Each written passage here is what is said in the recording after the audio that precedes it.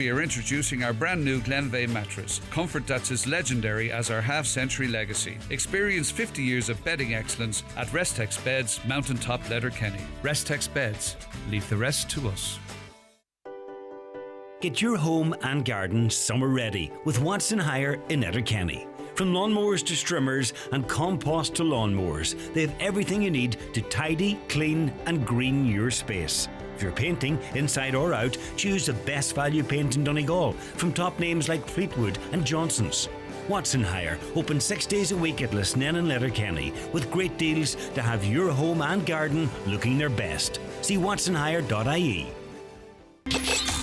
There you have it. Have yourself a great Monday morning. Leaving you in safe hands now with Greg Hughes. Good morning, Gregory. Lee, you're late, son. Sports taking over, after that fabulous weekend, It's amazing. Bit long, wasn't it? Yeah, far too long. No, I'm only joking. No. Couldn't be long enough. I could listen to that clip again. You'd be playing it again. Oh, that clip was great. Oh, that was amazing. Oisin was he? It was a bit long. Was it? No. Other stuff. Jimmy's winning matches. Yeah. No, it was all good. What a weekend. We'll be reflecting on that a little bit later on. Lee, have a great Monday, right. and I'll chat to you tomorrow morning. All right, take care of yourself. It is the 9 till noon show. It's 9:01. Let's get a news update and cross over now to Donna Marie Doherty. Thanks, Greg. Good morning. 2 teenagers who died after getting into difficulty in Lough Swilly had come to Ireland for a better life, according to a local councillor. The body of 18-year-old Matt Sabanda was recovered from the water near Buncrana on Saturday night, while 16-year-old Emmanuel Familola was rescued from the water and died in hospital yesterday morning.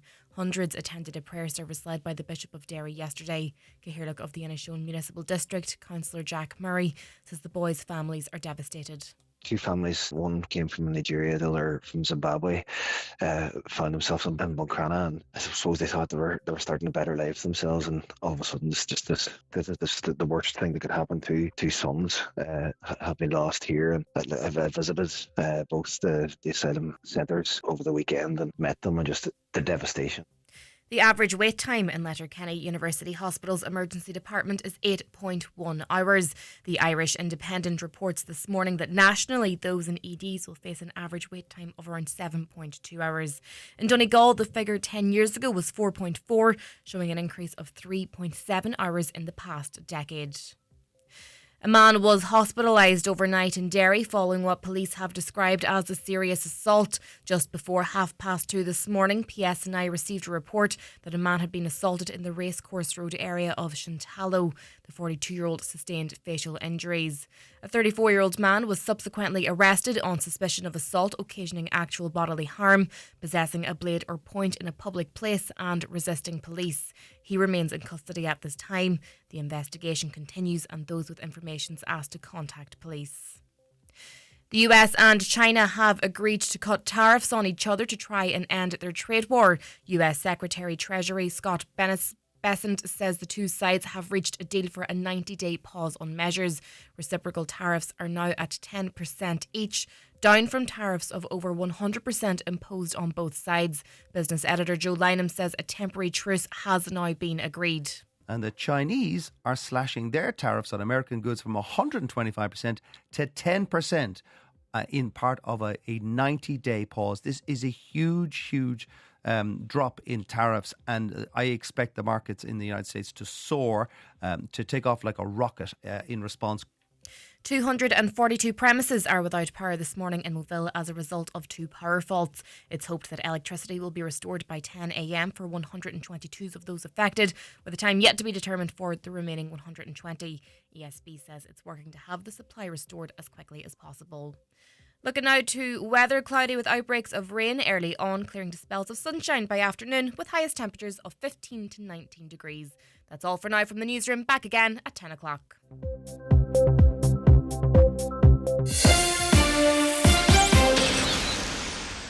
Hold on tight, we're shaking things up at Eurospar. Getting great value just got easier with our new Super Easy Rewards app. Collect points for money off your shop and get great offers, all with the tap of your phone. Ready to shake it up? Visit the App Store and download today. Eurospar, your super easy supermarket.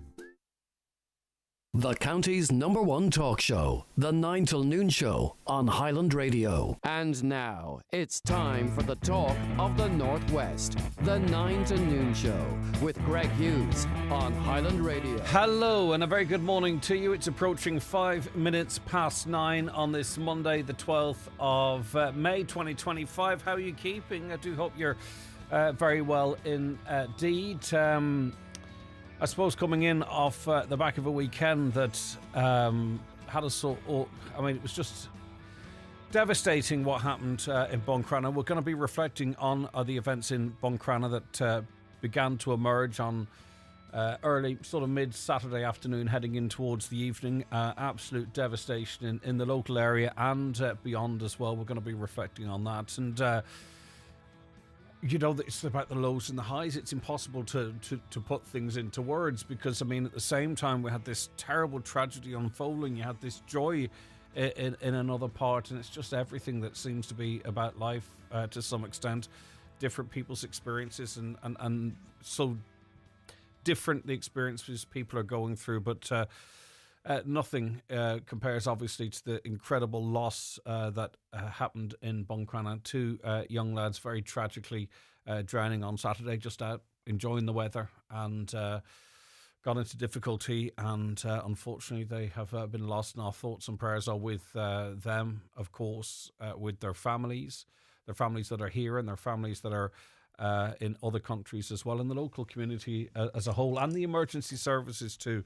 There was a huge response to the Mayday call, really effectively. The SAR helicopter was involved, the Coast Guard, RNLI, and local vessels became involved in the search as well. And it was clear, even just looking at marine radar, at the extent of the search that was ongoing. Unfortunately, it ended tragically with one person lost initially, and then the body of a second found. And that's the front of the Donegal News this morning. The community of Buncrana has been left reeling following the deaths of two teenagers who died after getting into difficulty in the water at Ned's Point on Saturday afternoon. Emmanuel Familola, 16, and Matt Sabanda, just 18, lost their lives in the incident. It's thought they, along with a third teenager, had been playing football close by and entered the water to retrieve the ball. Matt, originally from Zimbabwe, was a senior student at Crana College, while Emmanuel, who was from Nigeria, attended Sculmora Buncrana, where he was in transition year. They were both residents at different international protection application centres in the town, IPAS centres. Yesterday, hundreds of people packed into St Mary's Oratory in Buncrana for a special prayer vigil led by parish priest Father Francis Bradley. He said it was comforting to see members of the international protection community and locals coming together for those who had died. And as I say, we'll be speaking about that extensively on the programme shortly. But I'll run through what's happening in other newspapers. Man 31 charged with child sex offences. This is the Derry News. A 31-year-old man will appear before Derry Magistrates Court this morning, charged with child sex offences. The man is charged with attempted sexual communication with a child and arranging or facilitating the commission of sex offences against a child. It comes after a video circulated online of a man being challenged by paedophile hunters in the Fountain area of Derry on Friday evening. A spokesperson for the PSNI said they take reports of this kind very seriously and investigate them fully by gathering the best possible evidence and making contact with the Public Prosecution Service where appropriate. The spokesperson added, "We understand public concerns about the activity of paedophiles online and the dangers they present to young children." But it seems it's these voluntary groups that are often, appears anyway on the face of it, making the greatest inroads in finding people who would engage with young people in the way they are. The Irish Times, great loss for the Garda community as well. Garda Kevin Flatley, he's married, a great loss to his wife and two young children as well. All very, very sad indeed. The President, the Taoiseach and Garda Commissioner have paid tribute to a Garda who died yesterday after being hit by a motorcycle while working at a checkpoint in North County Dublin. Garda Kevin Flatley, 49, a member of the Roads Policing Unit, was pronounced dead at the scene of the incident, which happened on the R132 road near Lanestown at 12:50 p.m. The motorcyclist, a man in his 30s, was taken to hospital in a serious condition. Garda Flatley, a married father of 2 young children living in Balbriggan, had more than 25 years' experience and was remembered as a well-respected member of the force. And it appears that he was operating a high-visibility checkpoint. He had his Jeep with him. And the way they work is that he would monitor the speed of traffic with a gun, the guns that they use, the radar guns effectively, and they can sort of track the speed some distance out. He obviously was tracking the motorcycle and found that he needed to engage with that driver of that motorcycle and stepped out to flag him down and was subsequently struck by the high-powered motorcycle. The motorcyclist himself is in a serious condition in hospital, but is expected to recover. But great sense of loss, of course. He's the 90th, Garda Kevin Flatley, the 90th member of the force to die on duty since the foundation of the state. You heard this covered in the news, perhaps, but maybe some of you tune in just after the news, so I thought I would mention this as well. And this is our waiting times in emergency departments. And patients can now expect to endure an average stay of over 7 hours in hospital emergency departments, which is 1 hour longer than a decade ago, new figures reveal. The HSE measures patient experience times covering the entire visit from the point at which a person registers at the emergency department to when they get a bed or a discharge. This year, the national average is 72 hours, up from 6 hours a decade ago, but slightly better than 2022 when it was 7.5 hours. Now, there's one element of these figures that I would love to just explore a little bit more, because these waiting time figures, as outlined by The Independent today, are from when you go into the hospital until when you get a bed. Is it when you get a bed or when you're admitted to the hospital and maybe you're put on a trolley? That's the one thing about these figures that I'm not really quite sure about. The average time for Letterkenny University Hospital is 8.1 hours. The HSE target is an average wait time of 6 hours for 95% of emergency departments.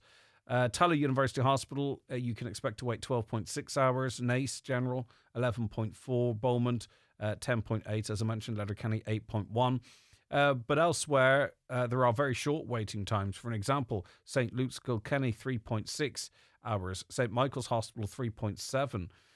So there are great variances, but as I say, just that criteria as to when you're counted as being admitted. Is it when you get onto a trolley, or is it when you actually get into a bed? Because I think those are two very different things. The Daily Mail this morning: some 4,000 Ukrainian refugees face being moved out of their current homes as pressure on private supplied accommodation eases. The government moves expected to release a significant tranche of hotel rooms and accommodation normally designated for students. The decision will be announced by Minister of State for Migration, Colin Brophy, today and will be cleared by the Cabinet tomorrow. Ukrainians will be getting a tap on the shoulder on Monday, that's today, and will be expected to be out of their accommodation by August. It's a move that will be welcomed by rural TDs who have faced protests in areas where there's a shortage of hotel rooms and community facilities. The government temporarily paused moves to relocate Ukrainian refugees after a series of local controversies over the uprooting of Ukrainian families who had put down roots in Ireland in March. Now, the reason the vast majority of Ukrainians are here is because of a war in Ukraine. And there could be a major step towards the ending of that war. It remains to be seen. One can be optimistic, perhaps, when you have key figures from both Russia and Ukraine meeting, and that's exactly what they're going to do. Ukraine's President Volodymyr Zelensky says that he will meet Vladimir Putin for peace talks this week if the Kremlin tyrant, as he's described here, announced a full ceasefire. Now, that prerequisite has been taken off the table since the paper went to press. Zelensky is going to be in Turkey one way or other, and he expects to meet with Vladimir Putin. Mr. Zelensky added that the prospect of negotiations is a positive sign. Russia's President Putin yesterday sidestepped an ultimatum from the UK, the US, France, Germany and Poland to announce a 30-day ceasefire or face increased sanctions. He said, "We're ready for serious talks with Ukraine and we want to solve the root cause of the conflict." Putin claimed Ukraine had broken previous ceasefires, but he suggested peace talks between the nations on Thursday in Istanbul in Turkey. And as I say, since this paper went to press, Zelensky has said he will meet in Turkey on Thursday, which could be significant. Weight loss jabs are being lined up as a cancer-beating super weapon. This is according to The Sun, and it's published in a number of papers. And cancer, of course, incredibly serious, and one hopes there's responsible representation of the research in relation to this. But new research shows they halve the risk of developing the disease. Users had a lower danger than those who had slimming surgery, even if they did not lose as much weight. Cancer experts now want to test tens of thousands of people in a crucial clinical trial. They believe the effects on inflammation, hormones and chemicals in the blood might offer added protection on top of the benefits of weight loss. So this carrying excess weight, of course, is one of the causes of cancer. So, these jabs are not only reducing people's weight, but also reducing the risk of cancer at the same time, on top of the benefits of the weight loss. The study compared 3,200 patients who lost weight with GLP-1 injections with 3,200 who had surgery. Follow-up tests showed the cancer rate in surgical patients compared with jab patients, and it was significantly lower in those who received the jab. So both cohorts lost weight, which is an advantage, of course. Both lost weight, but those who lost it through the jab also seem to have a much lower risk of cancer. Finally, in the Irish Daily Star this morning, the Pope made a passionate plea to world leaders for no more war during his first Sunday address at the Vatican. Pope Leo XIV demanded change as tens of thousands of people crammed into St. Peter's Square to give him a rapturous welcome. He called for a lasting peace in the war in Ukraine, a ceasefire in Gaza, and praised the agreement to end recent hostilities between India and Pakistan. And it must be said as well, the hostilities between India and Pakistan, that was a US brokered ceasefire. And of course, Donald Trump has been very influential in bringing Russia to the table in the Ukraine situation, and it remains to be seen what impact he might have on the situation in the Middle East during a visit to the Middle East this week. But, a lot of people said that Donald Trump would trigger wars all over the place. But, if you look at it objectively, he does seem to be something of a peacemaker, bringing India and Pakistan back from the brink, as I say, forcing Ukraine and Russia to the table. And, of course, very pro-Israel in the Middle East, but an American hostage is being released, so perhaps maybe he could make some inroads there. Okay, we'll be back with more on the programme after we take a break. Daily newspapers are courtesy of Cosgrove, Centra and Diner, Mountaintop, Letterkenny.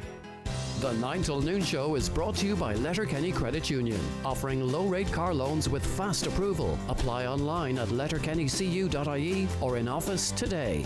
There's bingo every Monday night at Halfway House, Burnfoot. Doors open at 7:30 with eyes down at 8:30. €2,500 must go. The snowball is now €2,000 on 45 numbers or less. If you're not in, you can't win. That's Halfway House bingo tonight at 8:30. Did you know hot drinks can scald your child's skin 15 minutes after being poured, even with milk in? Always watch where you put your tea, coffee or hot soup. Visit mychild.ie for advice on pregnancy, baby and toddler health. Attention Donegal, Derry and Tyrone. PD Bathrooms and Tiles are proud to unveil our newest and most stunning showroom in Lisfannon Business Park, Buncrana. Located right opposite the Northwest Golf Course, we offer unbeatable quality and incredible value. For 30 years, we've been the experts in total refits, stocking and serving as the sole agent for many top brands. Visit us today and transform your space with the finest bathroom and tile solutions. Telephone 93 95 884. PD Bathrooms and Tiles, where excellence meets value. Lisfannon Business Park, Buncrana, F93H10F. Aidan's just missed the ice cream van and can hear the song fade into the distance. But it's no bother, as Mam stocked up for summer with Aldi's specially selected luxury Irish ice cream. Madagascan vanilla for only $2.99. He's also been treated to delicious 100% Irish fresh strawberries. Ooh! New season, Board Bia quality assured, and only $2.65. The ice cream van's nothing but a distant memory. Good food, good mood from Aldi. While stocks last. With over 1,000 TFI Local Link door-to-door services nationwide, if you're on our route, we're on our way. To use the service, simply pre-book the day before you want to travel with your TFI Local Link office. To find out more about door-to-door services in your area, visit transportforireland.ie. We're Transport for Ireland. We're transport for you. Highland Radio Time Checks brought to you by EirGrid, the operator and developer of Ireland's electricity grid. EirGrid, powering up communities, powering up Ireland. The time is... It's almost 20 minutes past 9.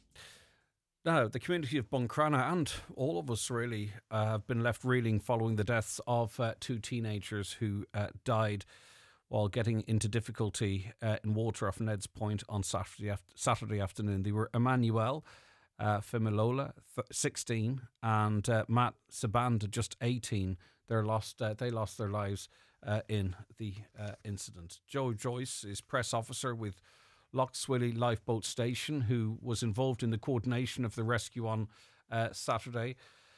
Joe, can you sort of outline to us how the operation started and went and who was involved, etc.? Good morning, Greg. Certainly. At about 4 o'clock on Saturday, we got a request for assistance from the Marine Rescue Centre based in Malin Head there, that there was people in the water in difficulty at Buncrana. It transpired that there was 3 teenagers in the water in difficulty. One of them managed to get ashore and with the assistance of a member of the public, managed to get out along the shore path there as you head over towards the Connery there in Buncrana. The other 2 were kind of swept out. The Coast Guard issued what we call a mayday, asking any vessels in the area to come and assist and get to Buncrana if they could, if they were in that area, to come and help.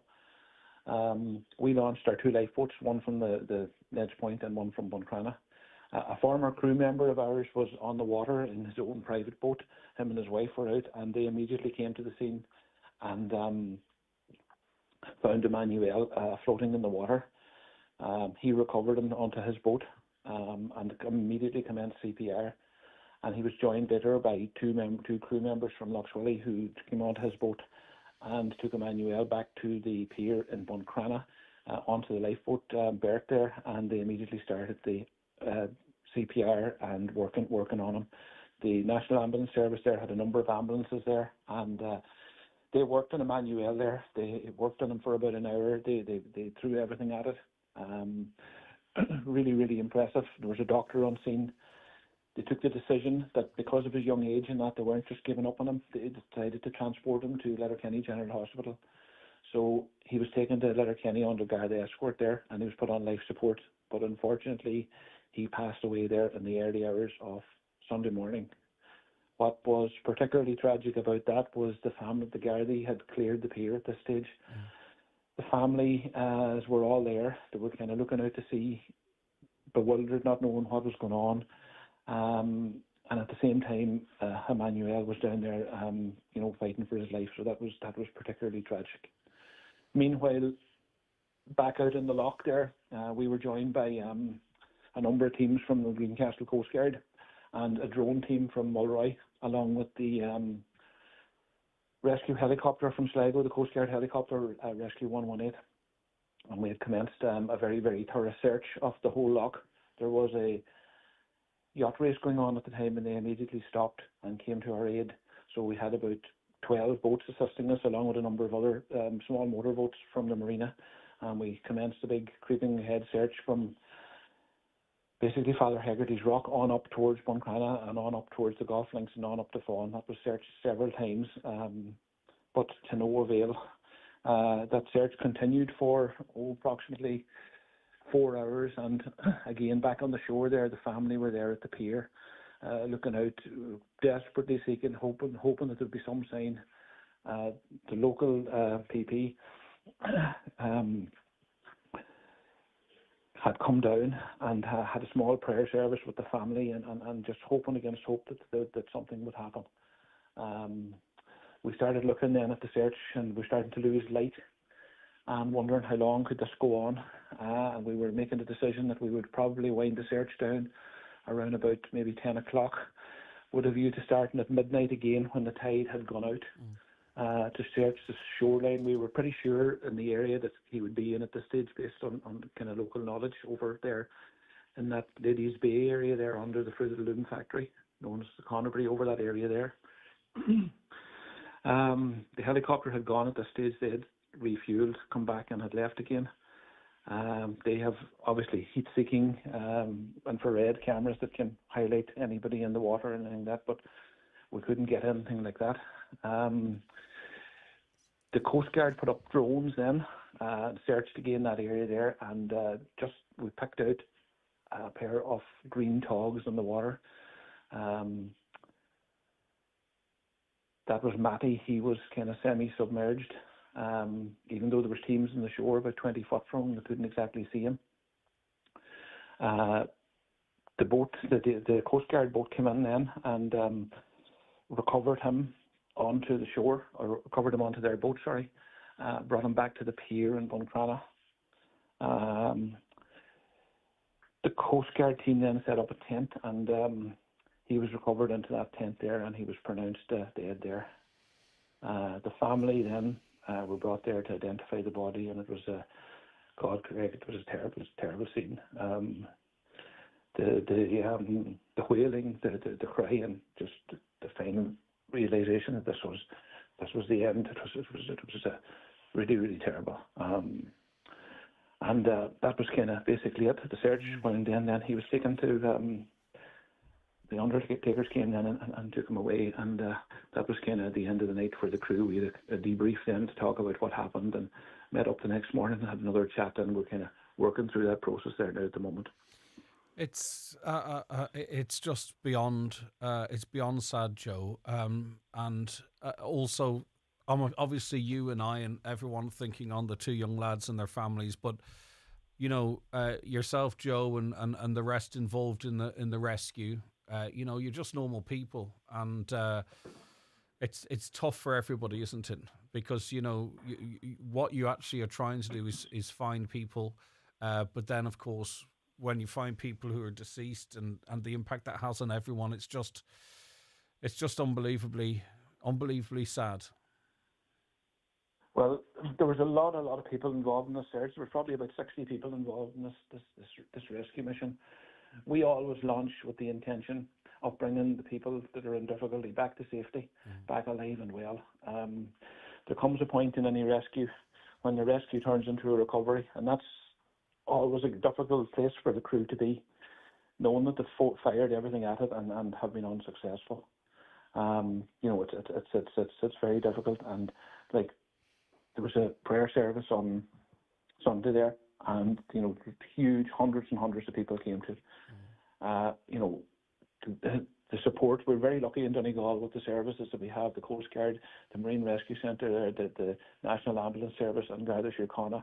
Like an awful lot of resources were fired at this, but to no avail. And we've got to support those people there now. We had some new crew there. It'll be the first time witnessing something like that, so we have to support them over the next number of weeks and make sure that they're okay.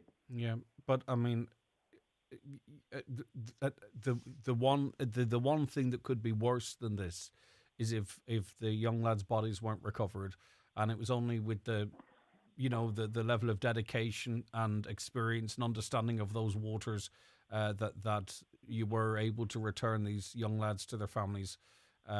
Because you know it would be even more difficult. As I say, it's the only thing that could make it any more difficult is if they didn't have their boys with them. Joe, listen, we're thinking on all of you as well in this. I know the families are the principals in our thoughts, but it's a terrible, stressful situation for all of you, and you did amazing professional work. Thanks so much for your time. Thanks for your support, Greg. All right, take care, Joe Joyce. I'll have a very brief word with Councillor Jack Murray Cahirlock of Inishowen Municipal District. We have heard from Jack already, but Jack, just how does one put this into words? It's impossible. No, I've lost Jack, so I'll go now to Emma Gova, who is a family friend. Emma, we heard from Joe there. I mean, it's absolutely devastating. Talk to me about these two young lads. You know, both Mac and Emmanuel were very, and I'm not just saying this, very respectful young fellas. I don't know what to call them, young fellas, because they're part of our community, and anytime I seen them, there was a smile and hello, auntie, and they would never class you without saying hello, and so respectful to their moms, Gloria and Bonnie, and real caretakers of their younger siblings as well. And they had become such wonderful members of our community. And it's quite, I'd say, difficult to put in towards the loss that the loss is immeasurable for their families and their friends and their siblings and our community. You were just happened to be in the hospital. Emmanuel was the 16-year-old, and his mum Glory. Yes. And Glory landed in the hospital. And we heard from Joe the hours that were put in to try and save Emmanuel. Yes. Were you able to? Were you speaking to her? Because in a way, I'm thinking. I was. For a familiar face to be at that time, it would have been some comfort to her. She was surrounded by friends, and while she was waiting for her pastors, Ruth and Andrew, who have given tremendous support since these families have arrived, and they were on their way up. So I spoke on the phone when I found out about the tragedy unfolding. I was upstairs with my own daughter, and I said I'd go down, because my own daughter was sleeping at the time. I'd go down, and I wasn't sure what the situation I would find when I got down there, if you know what I mean. Because I was getting bits and pieces of information, so I said I would go down. And when I entered A&E, it was really just a sight of devastation. When I entered the relatives room, and what can you say? So I sat with her and held her hand, and we prayed. And we prayed hard for a miracle, and then Ruth and Andrew arrived, and I went back up to my daughter and said I would come back down, but I was also trying to care for my child. Mm-hmm. I said I would come back down when I could, and I was keeping in touch via phone with friends that were there, and then we got the news that there was nothing else really they could do at midnight, and then we all we stayed with Glory until Emmanuel passed. Just and hearing I have from never seen anything like it, and I would never want to witness that sort of grief again. To be quite honest with you, Greg, it's a night I will never forget, and it will live long in my memory. And I just remember holding two of the girls out in the corridor while Ruth and Andrew supported Glory in the room while she had some time alone. And it was just. It must just feel heartbreaking. completely unreal. It must feel unreal for Glory. It really must. I saw Glory yesterday. I went down to the prayer service. I went down, but beforehand to see other friends who have also been affected by this tragedy. And me and my children went down, and we saw them, and went to the prayer service. And I was coming back up to the hospital in the evening, and the trauma and the pain and the heartbreak for these families and their friends it's unmeasurable, really. Heartbreak seems like such a small word for such a massive feeling. Of course, Matt originally from Zimbabwe and Emmanuel from Nigeria, so there are families that are going to be hearing that news in those countries as well. And there was a lot of time spent on the phone. Yeah. Lloyd, spent trying to get it, and that was members of the Nigerian community and themselves as well, who are here delivering updates back and forward. And it's just, we talk. I take my hat off to Joe and all in the RNLI. We know that they did absolutely everything that they could, and all the emergency services. And my heart goes out to the family, but I also want to pay tribute to Ruth and Andrew Garvey Williams, who really, from the very beginning for these families, have stepped up and supported them. And when I tell you that they didn't leave Glory's side, they didn't leave Glory's side from the beginning until the end. It's just incredibly sad. It's just, when I went back to the ward where my child was, and maybe it's insensitive to say this, I hugged my daughter later that night. No, I think lots of people would have squeezed their children a little bit tighter in the wake of that news. That's human, Emma. Listen, look after yourself as well. Thanks very much for your time. Thank you so much. Bye-bye, Emma. Father Francis Bradley is the parish priest of Buncrana and Fawn, and he's with us now. Francis, it's just we're just hearing from people from Joe Joyce, that those trying to rescue, to Emma, who was with the families as they learnt the worst news any parent can receive. It's so much grief and sadness, Father. It sure is. It's grief and loss and tragedy are hard to come to terms with at the best of times, and there is not a human being living on the face of the earth but has or will experience it. But in these circumstances, it's particularly sharp, it's raw, and it's real. For these families, who have already suffered so very much,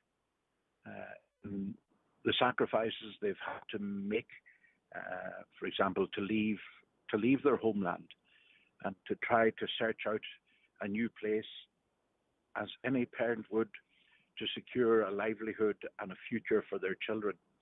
And then for this to befall them here, it's hard to comprehend. It's hard to come to terms with. Bonnie, the mother of Matt, she had Matt and Sandy here, and they are two of her children. But she left two more behind. She had to leave two more behind in Zimbabwe, and that was a sacrifice in itself.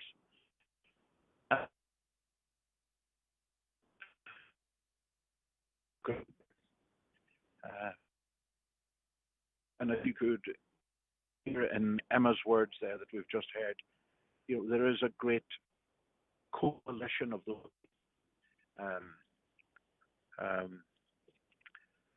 A group of people who are just groups of people, not a group, groups of people. Numbers overwhelming, as could be seen yesterday at the vigil of prayer for them. People who are just willing to do anything and everything that they could in order to lessen the pain, the burden that's on these families, and people who can do little other than pray at times. Because one of the things that hits us when we are beset by grief and loss is a sense of powerlessness. What can I do? What can we do? Yes, indeed. Father, are you still there? You are dipping in and out a little bit, but can you still hear me? No. I think, unfortunately, Father Bradley, I've lost. We will try and reconnect with him at some point. Councillor Fionnán Bradley is with me as well, and I think Councillor, obviously joining in expressing our deep condolences to the families of the two young boys that lost their lives and everyone affected by this. But also, I watched on from a distance, it has to be said, to the Malin Coast Guard coordinated search. And these are just regular people. A lot of them are our uncles or our brothers or our sisters that are involved in this type of activity. They get the call and they're out, and they don't know what's going to meet them. They were unbelievable in how they responded, Fionnán. Oh, Craig, absolutely. And firstly, morning to yourself and good morning to all your listeners. Listen, I just want to take this opportunity to thank the emergency services and in particular the members of the RNLA and Buncrana. I mean, they're volunteers, they get no pay or remuneration for the great work that they do. And on Saturday afternoon, when the pagers went off and the call came in, they just dropped everything and ran, and they really did more than they could to try and bring the two boys safely home. And unfortunately, on this occasion, that just wasn't meant to be, and circumstances were and are tragic. And if I might, Greg, while I have the opportunity, I just want to thank Father Bradley as well. Time and time again, in times of tragedy and in times of sorrow, I think we see the value of our priests and the terrible stress and pressure that they're under, and that was certainly evident yesterday at the vigil for Father Bradley and on Saturday evening, because he too dropped everything to come and be with the families and comfort them and to pray with them and to pray for the boys, and that certainly didn't go and hasn't gone unrecognised, and just to thank him and to thank the emergency services. Okay, Fionnán, unfortunately that line is not fantastic either, but we appreciate your comments and the sentiments. Caller says, rest in peace to the young boys. Heartbreaking for the poor families and the poor rescue services. You can hear the emotion in his voice, so tragic. Another morning, Greg. Yesterday in St Mary's Oratory in Buncrana was full of love and compassion for the two young boys who drowned on Saturday and for their families. The church was packed to capacity with an overflow of people outside. It was a far cry from the hate that's been spouted about the migrant community over the last few months. Right. It is the 9 till noon show here on Highland Radio. I do want to take the opportunity, if I can, to go back to Father Francis Bradley. Father Bradley, unfortunately, the line failed on us, but I think you were reflecting on the coming together of people yesterday, Father. Absolutely. As Emma was saying just before I was speaking to you, there are just hordes of people who are willing, different groups of people who are willing to do what they can in order to lessen the burden of pain and difficulty on the families. Everyone, we often hear, in terms of war and defending the boundaries or the borders of Europe, about a coalition of the willing, but there is, in real terms, a coalition of the willing working in Buncrana, as there have been in other places, in Creasla, in different places down through the years. People who, despite feeling relatively powerless, are nevertheless doing absolutely everything they can in order to bring solace, bring hope, to give some expression of solidarity, of welcome, and just on a very human level. Nothing to do with faith expression, really, nothing to do with culture, but everything to do with just a common shared humanity, which crosses every boundary and reaches out and touches every heart. Every heart. Father, and I know that from... Yeah, I was going to say, obviously, Matt originally from Zimbabwe, yes, and Emmanuel from Nigeria. If their families were in an IPAS centre, it might not be clear as of yet where their future, the family's future lies. So with that in mind, what do we know about plans for the funerals for these two young boys? Well, we know absolutely nothing as of yet, nothing whatsoever. Which makes it even more difficult for the families, I can imagine. Well, it does, but it gives us all, themselves included, the benefit of time. And time, we need time. They need time.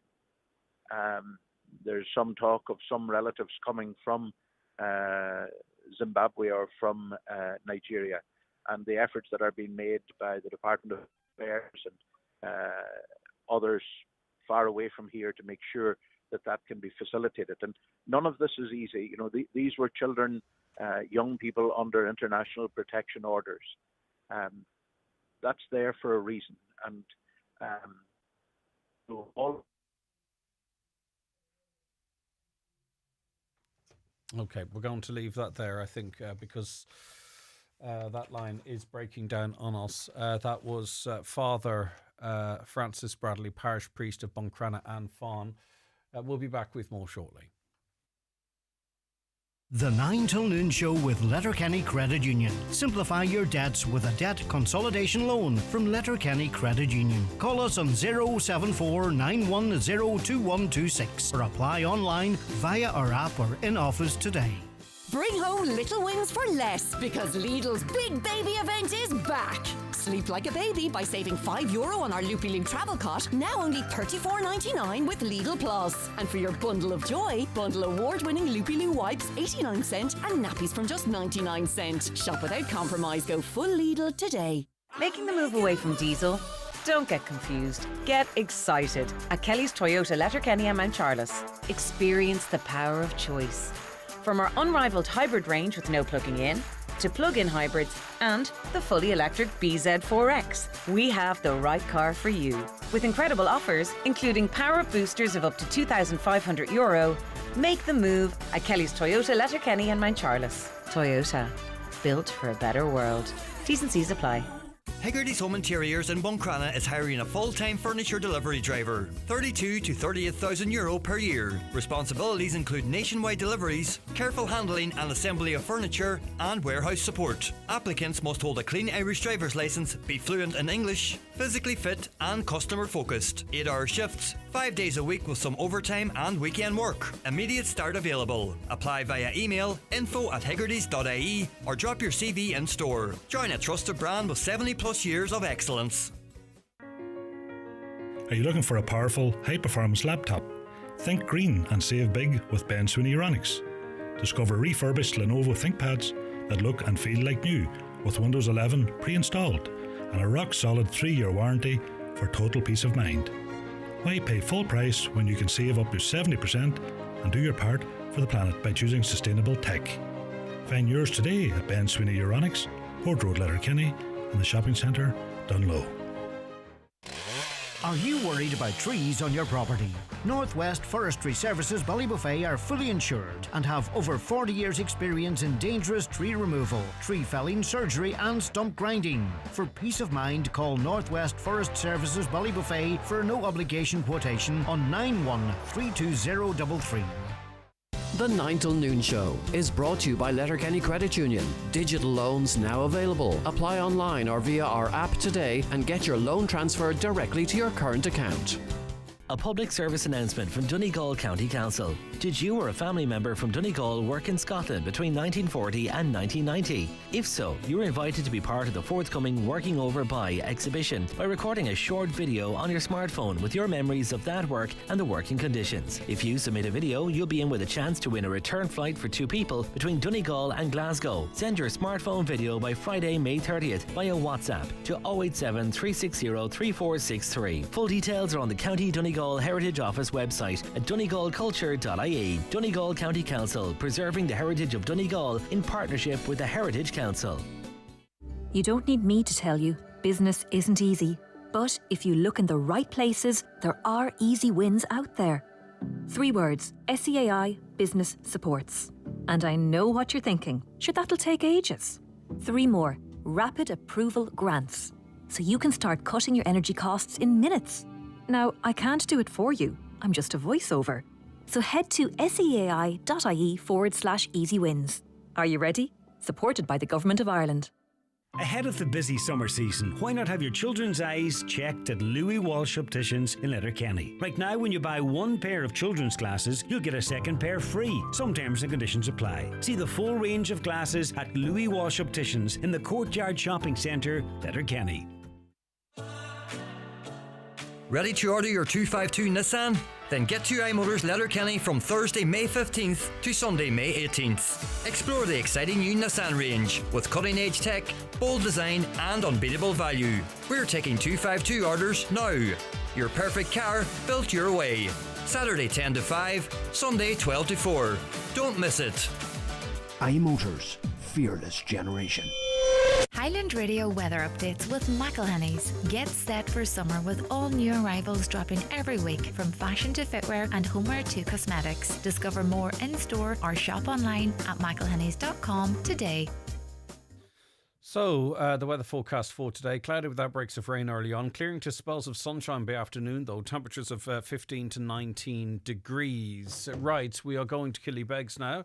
And the chair of Killybegs Community Council is Anne Conahan. Anne, thanks very much for your time today. Thanks, Greg, for calling us. Right, now, this is off the back of businesses coming together, opposing works in the town. So what's going on and what problems is it causing? Greg, I'd like to clarify, I suppose it's not opposing works really in the town. There is the ongoing regeneration of the diamond area in the town has been going on for approximately the last 18 months to 2 years.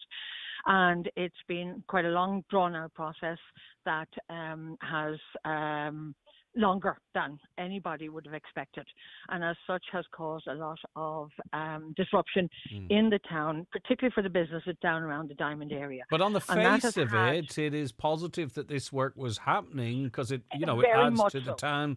It's just how long it's taken and the programme of works and how disruptive it is. Yeah, I think absolutely everybody is acknowledging that it is of great benefit to the town that this area has been developed and completed and is looking really, really well. It's just a disruption that has been caused over this period of time, particularly for the businesses down that area, and that has been quite a financial hit over time for all those businesses. I'm a business owner myself, but I'm up at the other end of the town, so therefore it hasn't really affected us as much. At the moment, the issue would be that there are some really, I suppose, in a way, aesthetic works, and the council may disagree with that, that need to be finished off with a number of crossings that need to be paved. And it will be absolutely great to get them done, and it will really finish everything off really well. And we're going to have a great looking diamond area and a great looking town, which is brilliant. But it's the timing of these. There has been very little communication with any of the businesses, practically none, around when these works are going to happen. And that is the biggest issue, is communication, to be honest. We just need a dialogue with the council around when these works are going to happen. Ideally, we would really need them to happen at night, when they're not affecting businesses. And we also have to take in consideration the hospitality industry with pubs and that are up the street also. And it's a difficult one, and it needs a bit of negotiation. And everybody's going to have to work together on this. But the problem is there has been very little communication around it. And there is there's been quite a prolonged closure of Main Street planned as well. What is that from today? It is meant to be, as far as I know, and again, this is the problem, as far as we know, it is meant to be from this evening. And for the majority of the week. But now, to be honest, I would say to you, kind of, don't quote me on that, because I actually don't know, and none of us know. This is the thing. We don't know. That was announced, but we're not even sure whether that's exactly what is going to happen. Things have changed, and we've heard none of the businesses. We have a business group, and none of them have heard anything as yet this morning. I know all of our councillors have been working to with the council to work to negotiate on this and to try and get it, the best, I suppose, outcome possible. But the businesses need to have a voice in this, and I think that's kind of part of the problem, is we feel we haven't had a voice in this. Sorry, I'm outside here. No, it's okay. And that's so how can you plan? You see, so how can you plan what this, even in terms of staff, in terms of opening hours, in terms of alternative access? How can you plan if there's no consultation? No, this is the problem. We can't. There's people trying to plan for shop deliveries, food deliveries into businesses. As you say, exactly that, staffing. I have a hospitality business myself, and that's one of the issues. Are we going to be able to, are businesses like that down in that area going to be able to open? How busy it's going to be? Rotas are out now. Staff rotas have to be out. at this stage. At the end of the day, the week has started. Are you going to be sending people home? But what I don't understand, though, obviously you've got the community council, you've got the Cahirlock of the council for crying out loud from the town, you've got other councillors very close by with an interest in this. How have we found out? I'm not blaming anyone, but how have we arrived at the situation where still businesses don't actually know the programme of works officially? It's quite bizarre. Exactly. We don't know. And we do know that all of our councillors have been working, including our Cahirlock, have been working behind the scenes to negotiate with the council and to try and work out what is the best way option. And we have been in communication with them constantly over the last 2 weeks. I think they're probably fed up getting emails from me. Kevin Hegarty has been acting as one of our spokespersons as well. But this is coming from all of the businesses. It is not just one or two. Not everybody just is maybe comfortable on voicing very publicly their opinion. But it is coming from everybody. Everybody is concerned about it. And I think it should be noted as well that this isn't the first inconvenience, that businesses have been relatively quiet, even having to suffer previous inconveniences. But this is almost that bridge too far, because you don't know how. You don't know. I can imagine, if you lose 40% of trade this week, it's going to take into the middle of June to catch up, if you know what I mean. It's not insignificant. That's right. No, it's most definitely not insignificant. And this is really probably the straw that broke the camel's back, because, as I said, the community council have been working with the county council and the regeneration team over the last number of months. It's been, I suppose, a kind of a slightly difficult relationship, but we have been trying to get communication from them on when things are happening, what things are happening, that sort of thing. And we've looked for that all along. But the businesses have been, I think, very patient.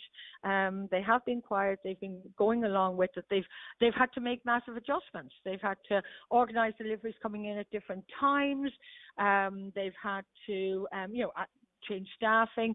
So they have been quiet, and I think this is the straw that broke camel's back. Also, one thing I would say, Greg, is I don't think we can even.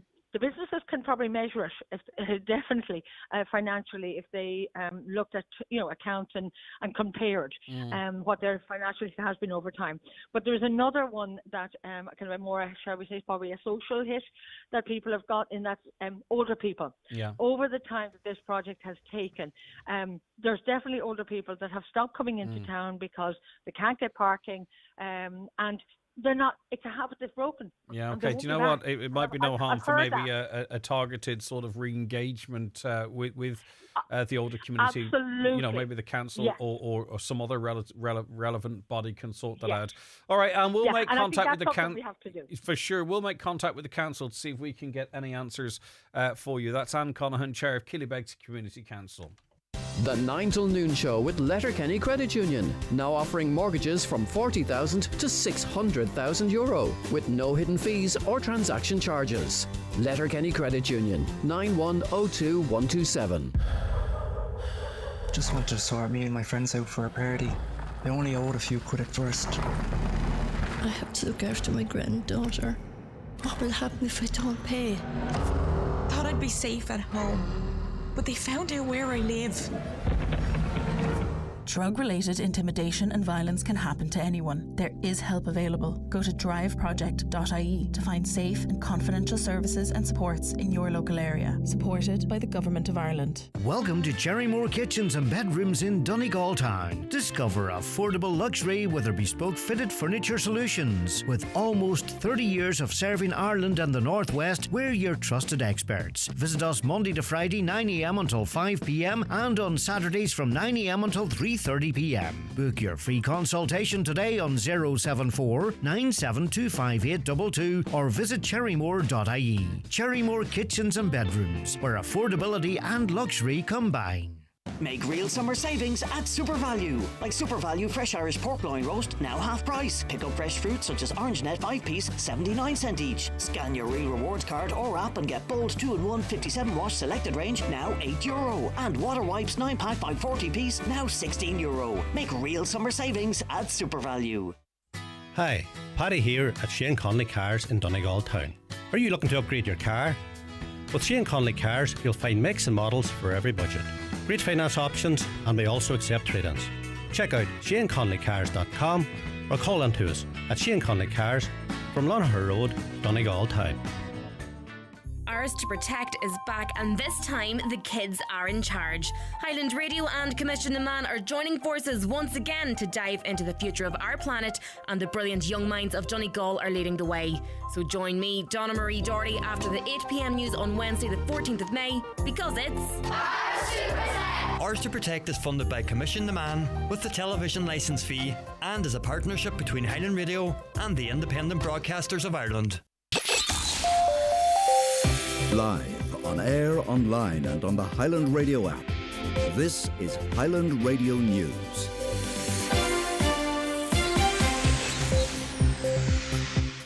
Good morning, it's Donna Marie Doherty with the news at 10 o'clock.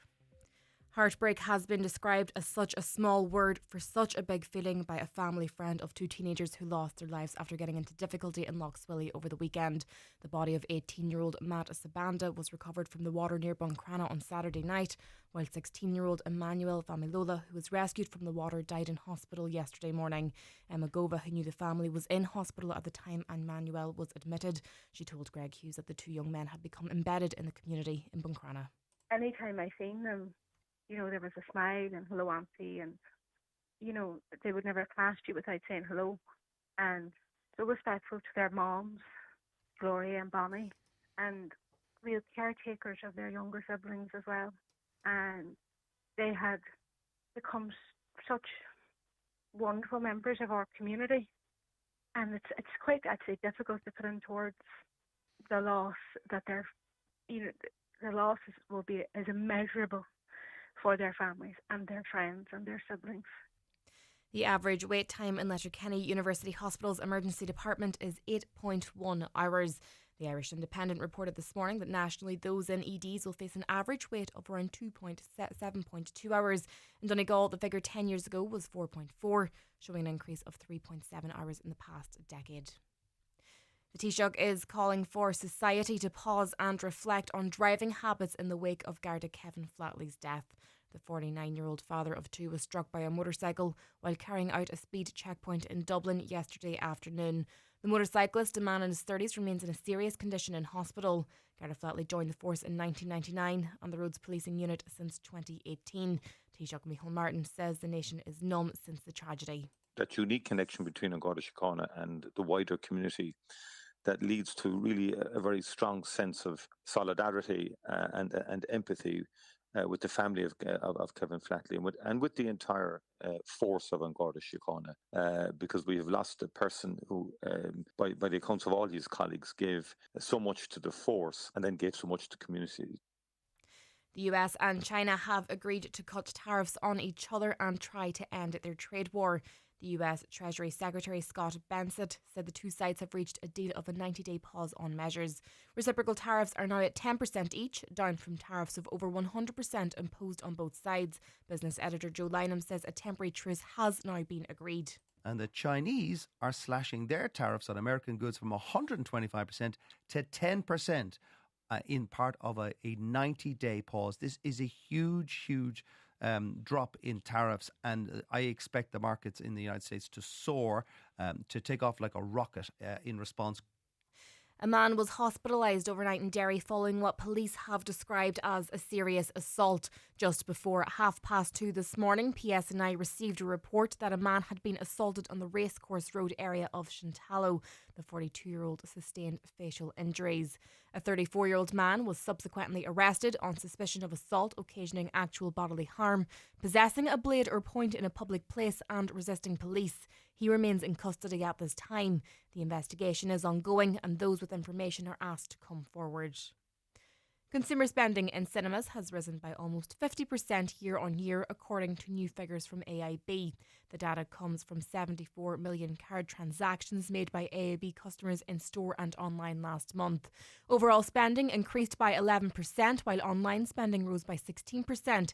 Adrian Moynihan, head of consumer at AIB, says there's a few reasons people are flocking to the cinema. That was one of the most interesting and most notable sectors to experience a large increase in consumer spending, up around 47% year on year in April. We believe that that increase was driven by a combination of factors, including, first of all, the Easter holidays, which took place in April this year compared to March of last year, some wet weather in around that time as well, and also the launch of the new Minecraft movie. Taking a look now to the weather forecast, cloudy with outbreaks of rain early on, clearing to spells of sunshine by afternoon. Highest temperatures of 15 to 19 degrees in moderate northerly winds. That's all for now from the news desk. Back with headlines at 11 o'clock.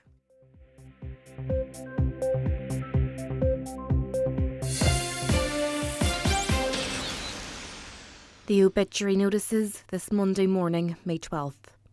The death has occurred of Margaret O'Hara, Cashel, Glencolmkill. Remains are reposing at McCabe's funeral home Ardra this evening from 5 o'clock until 7 o'clock and tomorrow from 3 o'clock until 6 o'clock, with removal to St Columba's Church, Cashel, Glencolmkill for 7 p.m. Funeral mass on Wednesday at 11 a.m, with burial afterwards in the adjoining cemetery. The funeral mass will be streamed live on mcn.live. The death has taken place of Nuala McCahill ní McGarvey Ranafast. Her remains will repose at her home today from 1 o'clock until 8 o'clock and tomorrow from 11 a.m. until 8 p.m. Rosaries nightly at 8 o'clock. The house is private after the rosary and on the morning of the funeral. Funeral mass will take place on Wednesday at 11 a.m. in St Mary's Star of the Sea Church, Annagry. Interment afterwards in the new graveyard. The funeral mass can be viewed live on Kieran Rorty Funeral Director's Facebook page and on the parish webcam. The death has occurred of Margaret Kelly, ní Quinn, late of 80 Yerney Road, Strabane, and formerly of Ochabrack.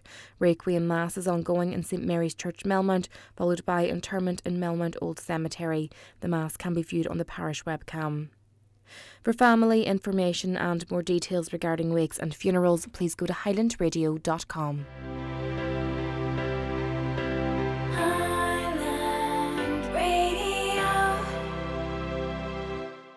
Hey mate, how's all in Oz? No crack here, just it's 2:30 in the morning. An early night these days. Look, I'm not partying, I just can't sleep. Tomorrow will be fun. Trouble sleeping, low mood, stress and feeling anxious can all be signs you should check in with your mental health.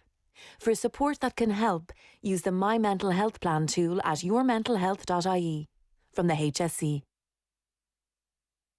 You're very welcome back to the 9 till noon show here on Highland Radio. Brendan Devaney will join us after 11 a.m. We'll reflect on the Donegal game.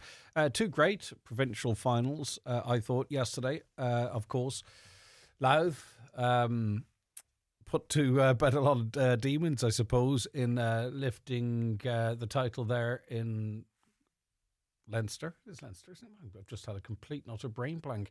And of course, Donegal beating Armagh, an exciting game in Clonus.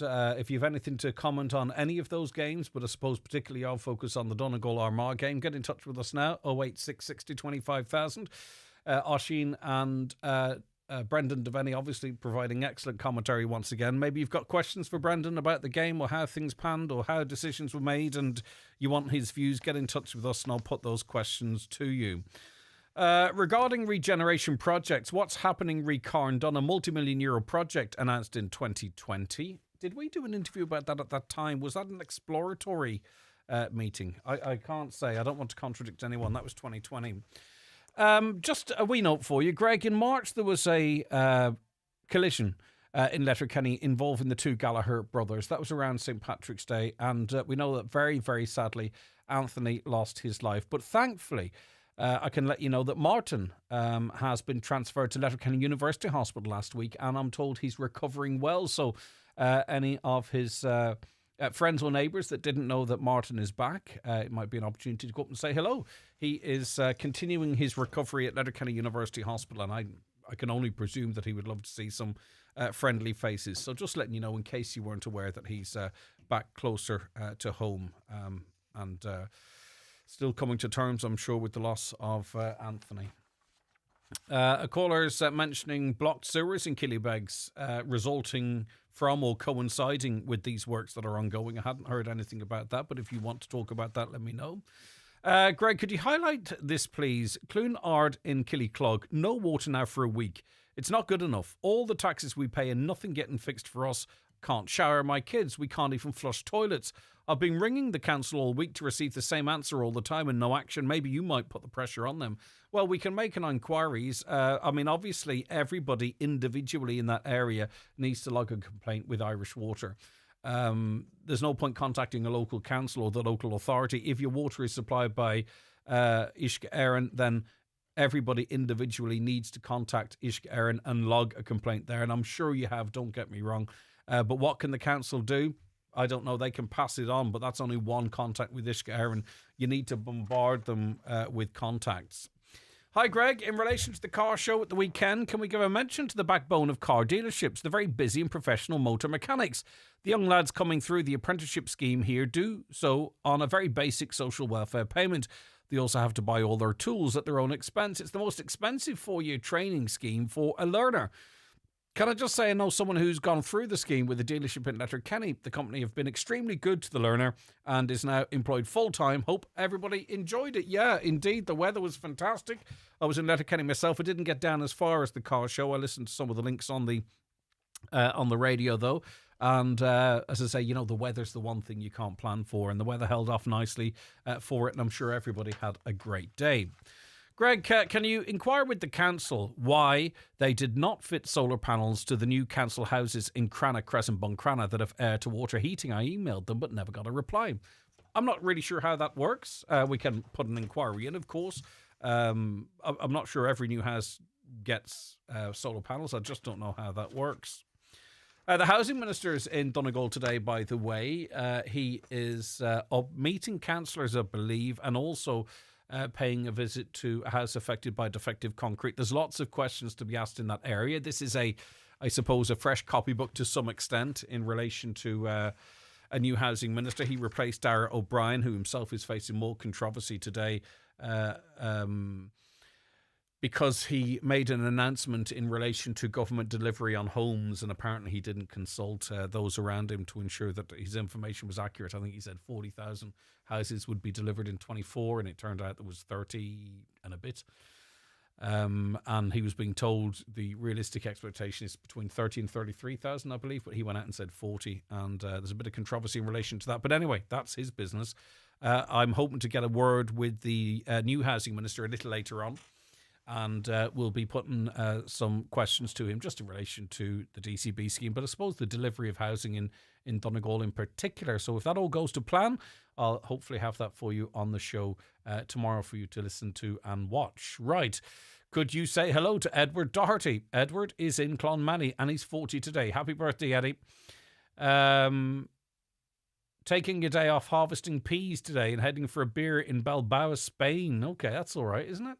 Enjoy your beer, Edward. Probably $1.20 a pint or something like that there. Not sure about the harvesting peas reference. I hope that is not me getting myself into bother and he's a pea farmer. I think it's probably the former than the latter and maybe an in-joke. But anyway, we'll be back with more after we take a break for the bingo numbers. It's time for Vision Ireland Bingo on Highland Radio.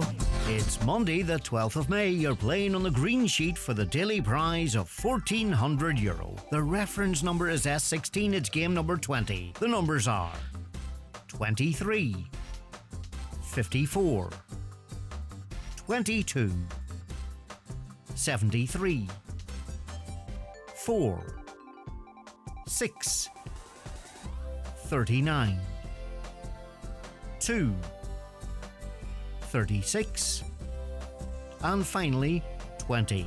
Phone your claim to 9104833 before midnight, leaving your name, contact number and the name of the shop where you purchased your book, and we'll call you back the next working day. Get all your Vision Ireland bingo information at highlandradio.com. Connect Hearing is open for free hearing tests. Our audiologist is available Monday to Friday for wax removal services at our Letterkenny clinic in the Courtyard Shopping Centre. We also offer a home visit for those who aren't able to visit us. Our hearing is our social sense. Are you finding hearing more of a challenge? Call Ursula today on 07491 13296 to make an appointment. Good hearing helps us to connect to our family, friends and loved ones. Connect Hearing, connecting you to life. This month, Foy's in Ballybuffet and Letterkenny are having a massive display clearance sale. We're making room for new arrivals with incredible discounts on display furniture, including sofas, dining room furniture, bedroom furniture and more. It's your chance to grab top quality furniture at unbeatable prices. With the largest showrooms in the Northwest, Foy's is the place to shop interiors and paint. Foy's, where the best deals are waiting for you. The 9 till noon show is brought to you by Letterkenny Credit Union, with monster loans available up to €60,000 for all occasions. Visit letterkennycu.ie. All right, a very familiar sight for many of you would be the Texaco service station in Muff, but unfortunately it is being decommissioned, which is a big blow for the local community, the local economy and those employed there. And of course, the person who owns it, and that is Colin McKenna, owner of Texaco Service Station Muff. Colin, thanks for joining us. I'm sorry to be talking to you under these circumstances. I'm sure it's the last place you wanted to be, closing the business. Good morning. Yes, it is. It's sad to be winding something up that's been sort of a habit for so many people and provided so much employment from young people starting out, a lot of them their first jobs, as well as more senior management that worked there for a considerable number of years. And Colin, how long has the service station been operating in Muff? I built it in 1999, so it's been operating 25 years. So you've... At its peak, they had over 50 employees. Wow. So you've been through the good times and the bad, obviously, and managed to weather those storms. What has changed in terms of, I suppose, business and operating that's led you to this difficult decision? Well, last year we had operating costs or losses in excess of a six-figure sum. It costs over 100,000 to decommission the site that size. You basically have to fill the tanks with concrete to make them safe, to avoid explosive gases and stuff. Building up.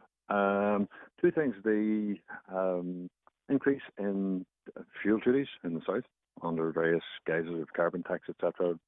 It's the cumulative effect of the Green Party's policies.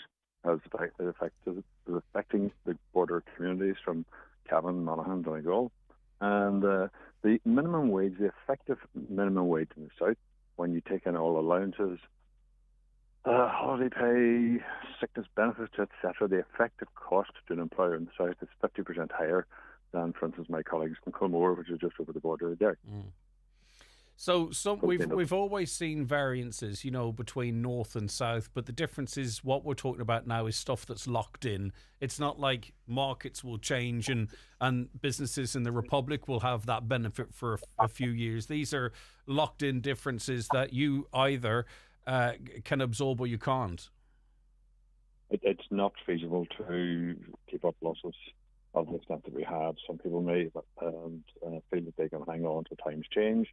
I think the Green Party is a part of the political landscape in the Republic of Ireland, and as a result there is almost no chance of reductions in fuel duty. That's my call. I wish the best of luck to my other colleagues in the industry. I know it's too late now, but I think it was Simon Harris I interviewed, and I asked him if he was aware of the decisions that are being made in Dublin, how very badly they can affect border businesses, and the kind of response was along the lines of, yes, they are aware, but they have to look at the bigger picture.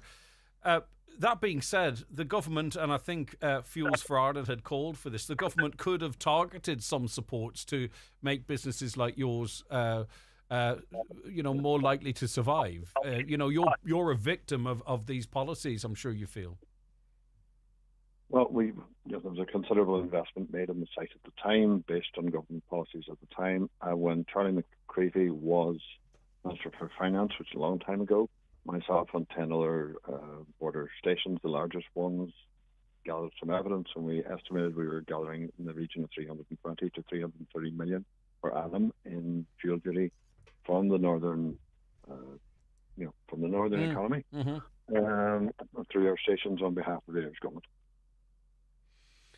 Yeah, well, I mean, that's significant. That's additional taxation that could have been used, I suppose, could have been targeted. Colin, you know how to run a business. You know the margins and you know all the challenges. Do you worry for other service stations that are in border areas? So I can only assume that some service stations are prepared to run at a loss and hope that the markets turn around, the government policy turns around again. The decision I've made is to close, and I say I'll wish the rest of them the best luck. I don't see it happen. Yeah, you don't see them surviving. I don't see the government supporting them to. Oh right, yeah, I get you. No, I don't. I don't think that Dublin 4 gives a monkeys about Muff, Bridgend, Monaghan. That's about it. All right, Colin, listen, I'll leave it at that. Thanks very much for helping us understand. Colin McKenna, owner of Texaco Service Station, he's made that tough decision to close. At its peak, 50 employees. So, that's 50 people paying loans and mortgages and their student fees and all that type of stuff. That employer is gone now.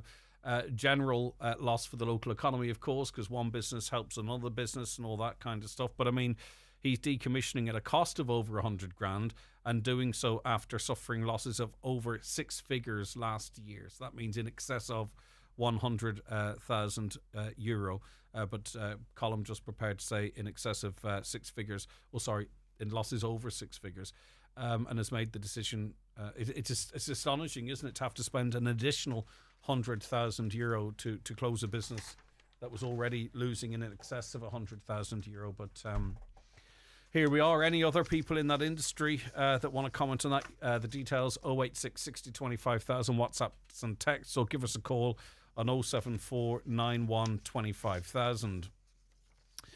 Why is the works on Navanny Street in Ballybofey to be completed taking longer than 12 weeks? That was allocated to the job. Curbs so high you can't get your car door opened. Oh, come here. If anyone's is there another layer of street to go on top of the street that's there? Surely there must be. They can't have curbs so high you can't open your car door. Give us if you're down there, make a short video, send it on to us. Hi Greg, just wondering if anyone had issues with the ticketing for the Ulster final on Saturday. We had 4 Donegal season tickets, yet we were in along with Fermanagh supporters and not another Donegal supporter in sight. How difficult is it to keep Donegal season ticket holders together, or is this something too difficult to ask from the GAA? Interesting. And listen, thankfully we're not at the stage that you might see in, or historically, at soccer matches. But there was quite a bit of aggro yesterday, Louth and Meath, and you kind of wouldn't want to be in the middle of it if you were there with a family. So I don't know what the story is. Maybe someone out there knows, and I'm sure they do. This caller had 4 Donegal season tickets, but they were in amongst Armagh fans, which even if I know most of the time there's a lot of good banter and crack in the terraces, but at the same time, you prefer to be in with your own supporters. Massive congratulations to Oisín and all the commentary. Absolutely fantastic. The last 30 seconds were heart pumping, and massive congratulations to our team. They should be so proud. Sunny days in Clonus are fantastic. Credit to Armagh too, also a fantastic performance. Armagh played brilliant, and they didn't give up. But is that the Jim McGuinness factor? Able to make the right decisions to get the team over the line. Such disgraceful behaviour at the Ulster final. The fighting happening in this day and age. People should know better. Yeah, that's towards the end of it. I don't want to focus too much on it unless you just want to talk about it. I think the Donegal goalie was goaded a bit towards the end of normal time. There was a bit of goading from the Donegal players towards, at least one anyway, towards the Armagh bench. That's fine. Who hasn't won a game of pool or darts and screamed yes in your opponent's face? Doesn't mean you're going to get lamped. So I think people are entitled to celebrate. I think the response has to be proportionate, though. That being said, does it set a tone then for fans travelling home? They bump into each other in a business and continue the argy-bargy off the pitch. There is a responsibility to players, I think, to sort of demonstrate proper behaviour to young, impressionable fans, particularly young lads, I think it seems. Congratulations to Jim and the boys on their win. However, the Guardian stewards did a bad job. Nobody should have been allowed on the pitch. This could have been a stampede. This could have been dangerous. I think we're getting to the point whereby encroaching onto the pitch is going to become a finable offence for the host ground or something, because Saturday and even potentially Sunday, but certainly Saturday, between the jigs and the reels, could have got very bad. You know, there's very young kids are out there as well, and it's going to take, it shouldn't take something bad to happen before they control that. And my concern is one of two things are going to happen. A, they, as you know, it's such a traditional thing to go out in the pitch, and I'm not being a fuddy-duddy, but two things are going to happen. One, they're going to have to sort of manage that now, or two, they're going to end up managing it after someone is trampled and something very seriously happens. That's the two options. Either way, it's going to end up whereby they're going to do more to control the crowds and the encroachments onto the pitches, either now to prevent something happening, or B, in reaction to something happening. In the Health Board car park in Ballybofey, Northern drivers are asking what coins it accepts. They only have sterling. Have had to give so many people money. I've had to give 10 different people coins as they didn't have the right change. I propose that a machine should be in the car park to change sterling coins to euros. Is there not a digital option, though? Can you not tap, or can you not book your ticket online as well? I mean, these are fully grown adults as well. I mean, if those two options are there to create machines that also accept sterling, you know what I mean, whose expense? Ours. In relation to the Health Board car park, does it have tap facilities, or does it have an option to book your ticket using an app? If it does have one or both of those, I'd be not inclined to put in dual coinage machines. But anyway, that's just my 2 cents, or sterling or euro for that matter. Right, just before our next break, I want to mention St. Eunan's College student pilgrimage to Medjugorje. It's in September 2025, and to support Dr. Damien Nejad hosting that pilgrimage, there's a big bake sale with a great selection of cakes for a great cause. Look out for the coffee tent, and don't forget some cash to buy your lovely goodies. It's after all masses this weekend coming, which is for me next weekend. This weekend's the one that just passed. But anyway, next weekend, Saturday the 17th, the Vigil Mass. On Sunday 18th of May, outside St. Eugene's Cathedral. Bring some change, enough for the plate, and to get along to the big bake sale. And the money that they're raising will support Dr. Damien Nejad hosting the St. Eunan's College student pilgrimage to Medjugorje in September of 2025. Right, we'll be back with more on the 9 till noon show shortly. Watch the show live now on YouTube, Facebook, and at highlandradio.com. The 9 till noon show is brought to you by Letterkenny Credit Union, offering low-rate car loans with fast approval. Apply online at letterkennycu.ie or in office today. Discover delicious food at the Donegal Festival of Food. 2 incredible days celebrating artisan produce, crafts and creativity at the stunning Oakfield Park in Raphoe. Experience live cookery demos with top celebrity chefs including Marco Pierre White, Rachel Allen and Paula McIntyre, plus outstanding local talent. Savour tempting bites from regional producers. Enjoy craft brews, browse unique handmade gifts and soak up live entertainment and fun for all ages. It's all happening Saturday the 24th and Sunday the 25th of May. Book now at oakfieldpark.com. You don't want to miss it.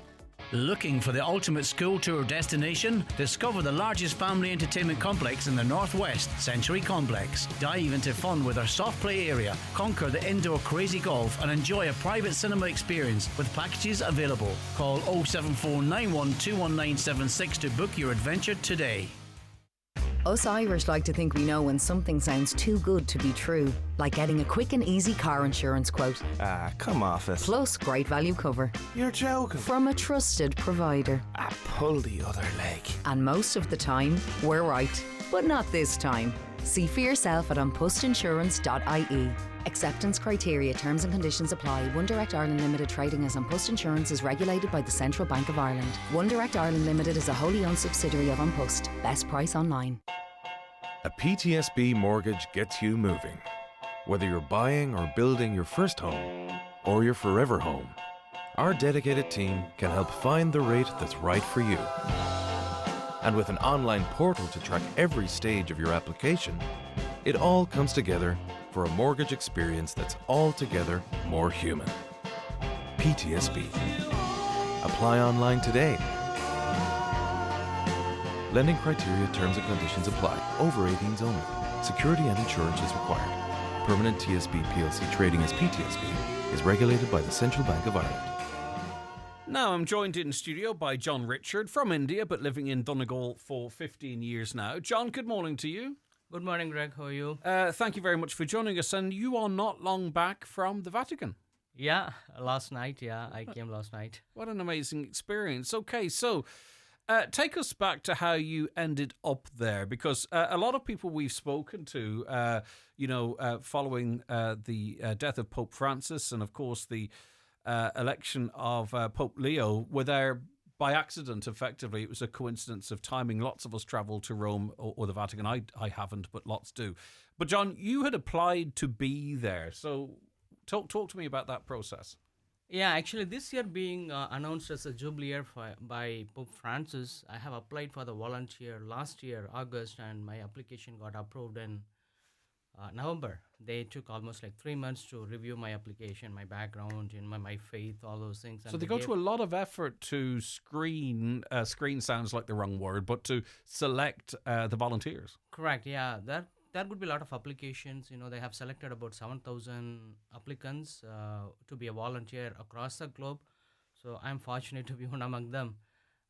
So during my batch, I opted to go for 1 week. We had about 85, 90 volunteers from 30 plus countries, plus Italian volunteers, with more numbers. So, and the volunteers travel to the Vatican all of the time, or are volunteers selected for particular events? Like, were you due to be in Rome between the 2nd and 10th of May, or were you called to be in Rome? No, I selected that. Okay. Right. When I applied for that, I selected for 2nd and 10th of May. Reason being, the weather would be good in Rome. Last time I was in June or July, that was very hot. So I thought May would be better for me. And for Gillespie, he provided me input as well. Maybe that would be the right time for me to be in Rome. So that's a. So your role when you arrived, so you arrive on May 2nd, and your role from there is as a volunteer. What are you tasked to do? See, I arrived on 2nd May. My duty started from 3rd May. So it's more of like assisting the pilgrims from the different countries, basically, English-speaking people. So mostly the Italian volunteers, they would struggle in English, so I would be able to provide information to the pilgrims, guide them, support them, go through the holy door, taking them around the basilica. If they ask any questions about the basilica, explain them. Those are the main tasks for us, And also sometimes we do crowd control with the local Italian police. If there is a huge crowd, being a jubilee year, we could see easily about 10,000 people every day. Sometimes it goes beyond 25,000.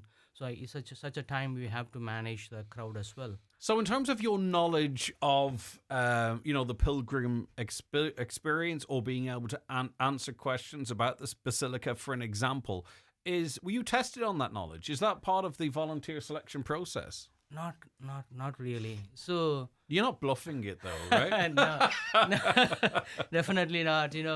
So I like history. Yes. I like archaeology. So I did, enough study on Vatican. If you ask anything about the basilica, I know. For example, if you ask about the ciborium, the altar, the large bronze setup.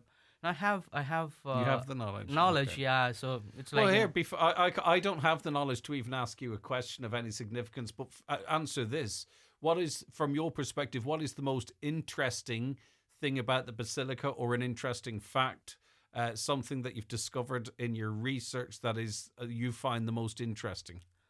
Yeah, see, everyone knows that, Peter's Basilica is the largest churches in the world, and one of the it is the largest basilica in the world.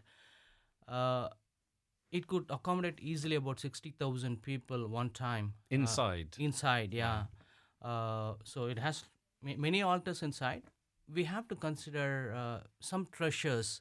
The first thing is people would like to know about the Pietà, right? So that the statue made by Michelangelo, Then the ciborium, the bronze structure, which is about 24-meter high, 90 feet high, made of bronze, and it's one of the largest bronze structure in the world. Also, you could see the altar, which consists the chair of Peter. That is also one of the treasures, and also the memorial of Saint Peter, which is underneath of the main altar. So these are all some important factors that we have to understand when we are going in. Definitely people can see the huge structure with a lot of paintings done by Michelangelo in the main dome, and also they have to understand there are huge number of structures available in Vatican. Yeah, I find it fascinating. What I find very interesting when you go to places like that, and I haven't been there, but I've been to other places, that names, like Michelangelo or others, that seem to be just names on a piece of paper, that in some way you're connected because, you're close to the work that they've done. You are stepping into the history as such, you know what I mean? It's frozen there.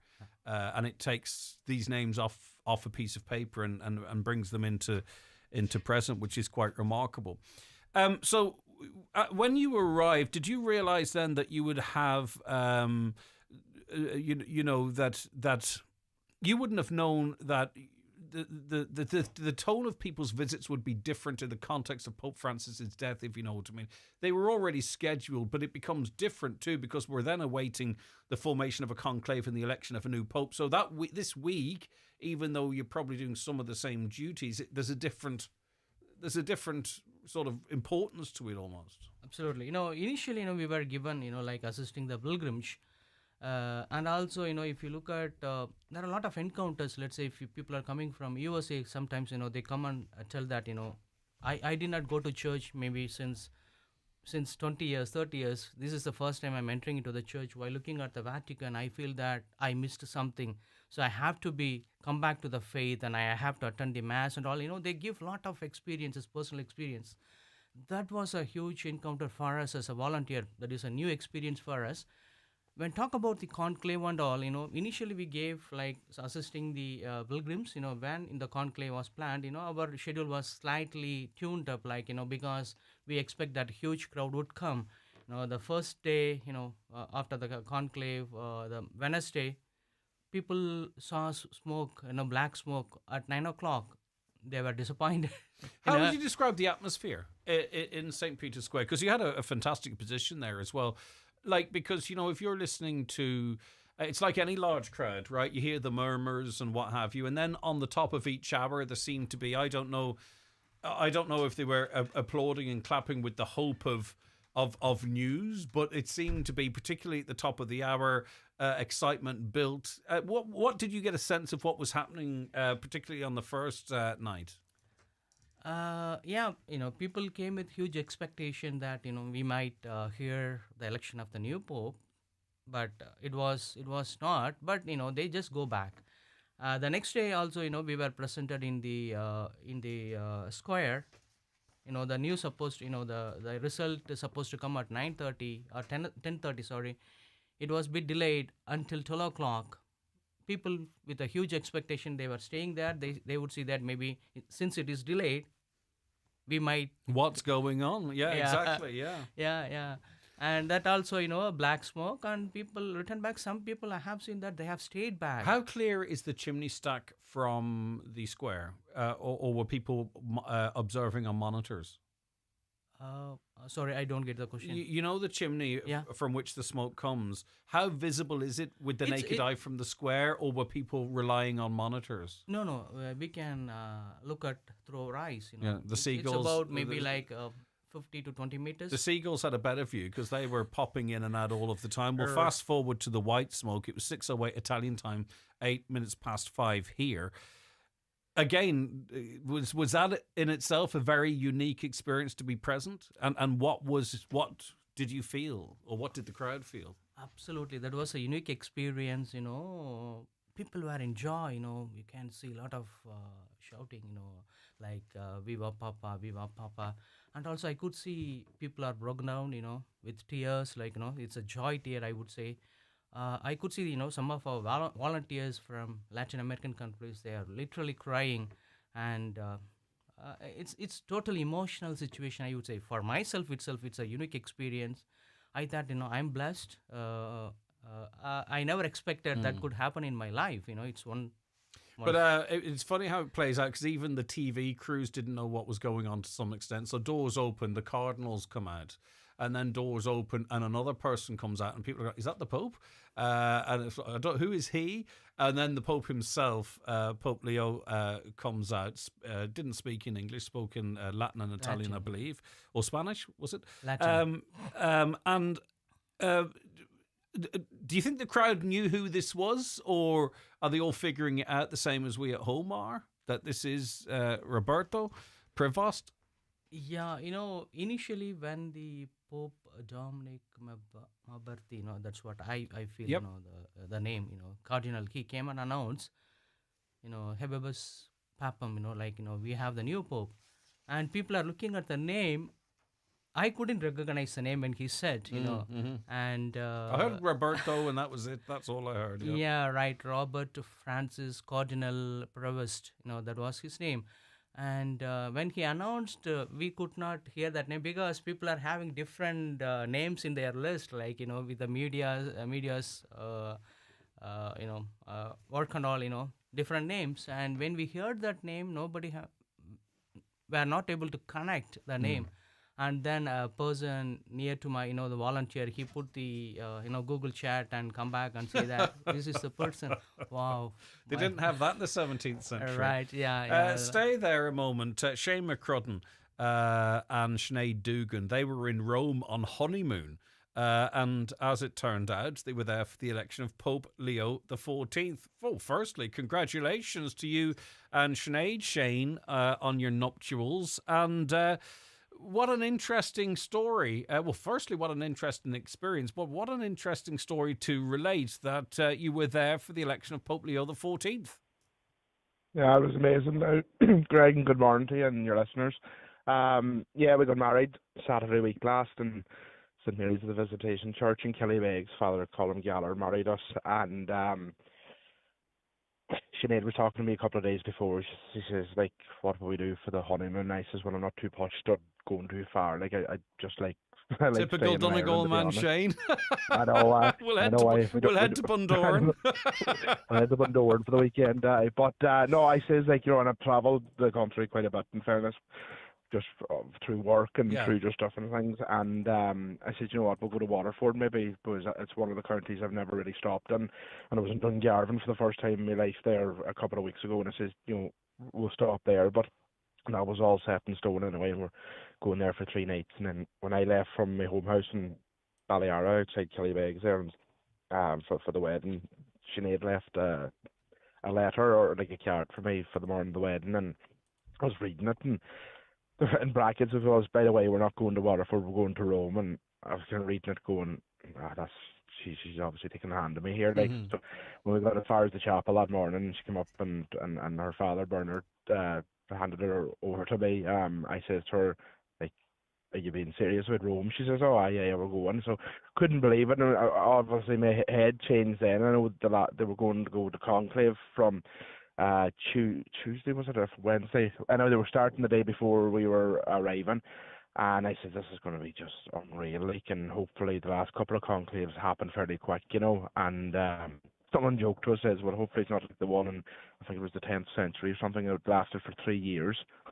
So I says, no, we're not going to hang around Rome for 3 years waiting on a pope. But no, it was, we went into the Vatican, we've seen the first black smoke, and yeah, the chimney was perfectly clear. Like, it's a very small one, but it's prominent, but it's small, and we've seen the black smoke. So, but we're beside, like, there was priests and nuns and clergy everywhere, and there was a very, very tall man, a priest behind us, and I just said hello to him, and Father Joe was his name, from Mexico, and we were telling him we got married, and he was congratulating, and he blessed us and all that, and then he goes, he's going to stay about. We says, what do you think? He says, I would be staying about for the next one.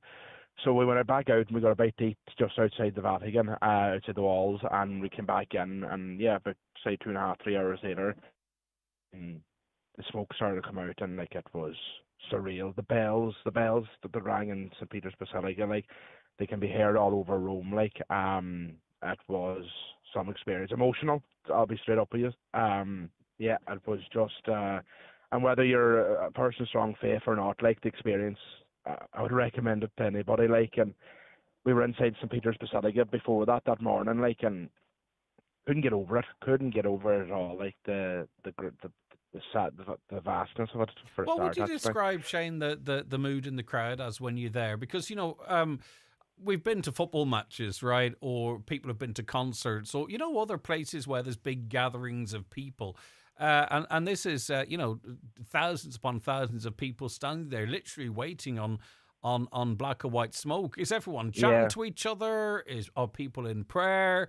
What's it like being in the crowd? It's probably a combination of nearly everything you just said there. Yeah, there is people praying. There's a lot of people holding rosary beads. There was a lot of nuns that were, I'm assuming, they were reciting the rosary. They had all the beads in their hand. There was a lot of young priests, which I was shocked at because we don't have too many young priests, I think, left in Ireland. But it was amazing to see the amount of young priests, like from all over the world, from you name the country, they were there. And like they were excited. I remember there was actually 5 in particular priests in front of us, and they were sitting down and like they were taking selfies with each other, and they were like one of them. I just happened to glance. I wasn't being nosy, but they were flat out on Twitter, and I was there going, Jesus, like this is like their Christmas morning for them. There was other people like just standing in silence. There was couples hugging, kissing, and everybody's glued to the chimney. Now there was 4 monitors there, and incredibly high quality monitors, and like everybody's glued to it. And like every so often I would be talking to Sinead or just looking around me, and then I would find myself glancing back to the screen or looking up at the chimney, and yeah, the mood was just, it was pure anticipation. Like, and then when the Cardinal came out to announce that the Pope, after smoke and the bells, and the Cardinal came out, and my Latin isn't great now, so I had to rely on the reaction of people around me, and I didn't want to be asking anybody in the middle of the celebration of, oh, who is it, and do anybody know his name? So, but I did see a group of maybe about 6 or 7 American priests, and once the Latin was said, now looking back, they obviously knew their Latin, and they heard the Cardinal Prevost, and then they took the name Leo, and I said to Sinead, I said, Jesus, this man could actually be American, maybe, or possibly maybe from South America, which, and I suppose in the sense that kind of both, right? One of, yeah, I one of the same. But like they literally, the priest was jumping with joy, like literally in front of us, like in his collar and his black suit and that, like it was just and Shane, unreal. Did it move you on any level you didn't expect it to? Like, was it an amazing experience and a wonderful thing to be a part of, and a wonderful thing to share with Sinead? But did it move you beyond that? Not that that's not enough, if you know what I mean, but just in terms of maybe a spiritual sense, or maybe, yeah, partially, yeah. Like, I do go to mass as much as I can. Like, I'm not there every week. Like, maybe once every 2 weeks, or I go as much as I can. Like, and I've started taking Rosie's daughter to mass and that, and before we got married, and that, just for her to experience. And like Killybegs Chapel, Father Colin does a great thing there twice a month there, in the sense that he does like the children's mass, so that the children have their own mass. Oh, brilliant! Fair play to one. Aye, so he takes them, and like there's a couple of volunteers in Killybegs that does the kind of children's mass for them. Yeah, I think I'd love to see that more, because a lot of us are sort of, you don't want to be disruptive, because you hear then of people being given out for kids making noises. So I'm experiencing that, but like I suppose it did moved me a wee bit. Just to be in the thick of it, like to actually see, like, somebody says like he's now the leader of 1.4 billion Catholics in the world, like, and it moved him, it moved Leo the 14th. Like, you could see it in him, like, well, like it there was is a lump thrust upon them, really, I suppose. No one goes in there expecting it, and they take a moment, I think, to reflect on it. But it's a huge change. I mean, you're asked if you want it. Shane, listen, thank you for sharing your experience with us. Lots of love to you and Sinead and the family for a long and happy life together. It's amazing, isn't it? It's amazing the individual experiences that people have, John. You've got your experience. We've just heard from Shane. And then I suppose for very quickly the crowd disperses and you have a role in that, and as quickly as they came, they depart, and all passing off smoothly, I presume. The crowd leaving after the Pope is elected. Yeah, actually, that is also another amazing experience. I wanted to talk about another experience, Greg. The flags Yes. the crowd had, you could see almost like all the country's flag around. That makes us to feel that Pope is really a global leader, right? Like 1.4 billion people, leading 1.4 billion Catholics, and you are looking at huge crowd with many number of flags. You could see all the flags, including Ireland, India, Argentina, Brazil. I couldn't see Peru for the first time, but later, people waved off. Someone ran off and bought one. Right. That is also amazing experience. That there's a unity there and an equalization, isn't there? Absolutely. Because with the way the world is now, there seems to be so much division, and we hope we don't see more of it. But then you have one thing that's incredibly unifying. Absolutely. And it's just of the people. It's not of the leaders. It's not of, it's the people. Right. John, it's been lovely chatting to you. Thank you so very much indeed. Now, are you a volunteer all of the time now? So next year, the year after, once you are selected, how does that work? No. Let's say, the Jubilee year usually comes in once in 25 years. So specific for the Jubilee year. Yeah, okay, specific I get you. to Jubilee year. Let's see. I would love to go back, yes, for sure. Yeah, I have to apply again, and if my application get accepted, then definitely. Yeah, well, I'm sure you're in an advantage with your experience. Right. It's been lovely having you in. Glad you got home safe. Thanks so much for chatting to us and sharing your experiences. Thank you, Greg. It's been all lovely. The best. Yeah, thank you so much. Thank you. That's John Richard from India, living in Donegal for 15 years. He happened to apply to be a volunteer in the Jubilee year and then ended up in Rome in the Vatican for the election of Pope Leo. And we chatted to Shane as well. Another Donegal man, Shane McCrutton, who married his wife Sinead. She sprung upon him to go on honeymoon, and they just happened to be there for the election of the new Pope as well. Remarkable stories. The 9 till noon show with Letterkenny Credit Union. Simplify your debts with a debt consolidation loan from Letterkenny Credit Union. Call us on 074 910 2126 or apply online via our app or in office today. Atlantic Travel, Letterkenny, award-winning travel experts. Sail the Sicilian coastline, dive the Maldives, tour Riojan and Tuscan vineyards, stroll the shores of Lake Garda or the streets of Santorini. Indulge the senses, savor new flavors, embrace warm welcomes, smiling faces and balmy sunsets. Escape with atlantictravel.ie. Book today. FBD doesn't stand for Friendly Business Ducks or for the Freelance Beatbox Department. FBD stands for support. We support businesses and communities across Ireland. Visit your local branch to talk to your FBD insurance team and see how we can support your business. FBD Insurance. Support. It's what we do. FBD Insurance Group Limited, trading as FBD Insurance, is regulated by the Central Bank of Ireland. All you need to make your house a home at Patterson's The Hall Lifford. From garden furniture to kitchens, sofas and dining sets, all under one roof. Need a new mattress? Why not visit our sleep centre on the first floor? With a large range of quality beds and mattresses in stock and ready for collection or delivery. Relax in our coffee shop serving hot lunches daily. Open Monday to Saturday, 9 a.m. to 5:30 p.m. Patterson's Kitchens and Interiors, The Hall Lifford. Celebrate summer this week at Centra with our summer sizzler offers, like Centra Fresh Irish Chicken Fillet 680 gram, $7.50. Selected ice cream like Magnum Mini 3-packs, any 2 for €6. And selected barbecue meats, any 3 for €10. Centra. Live every day.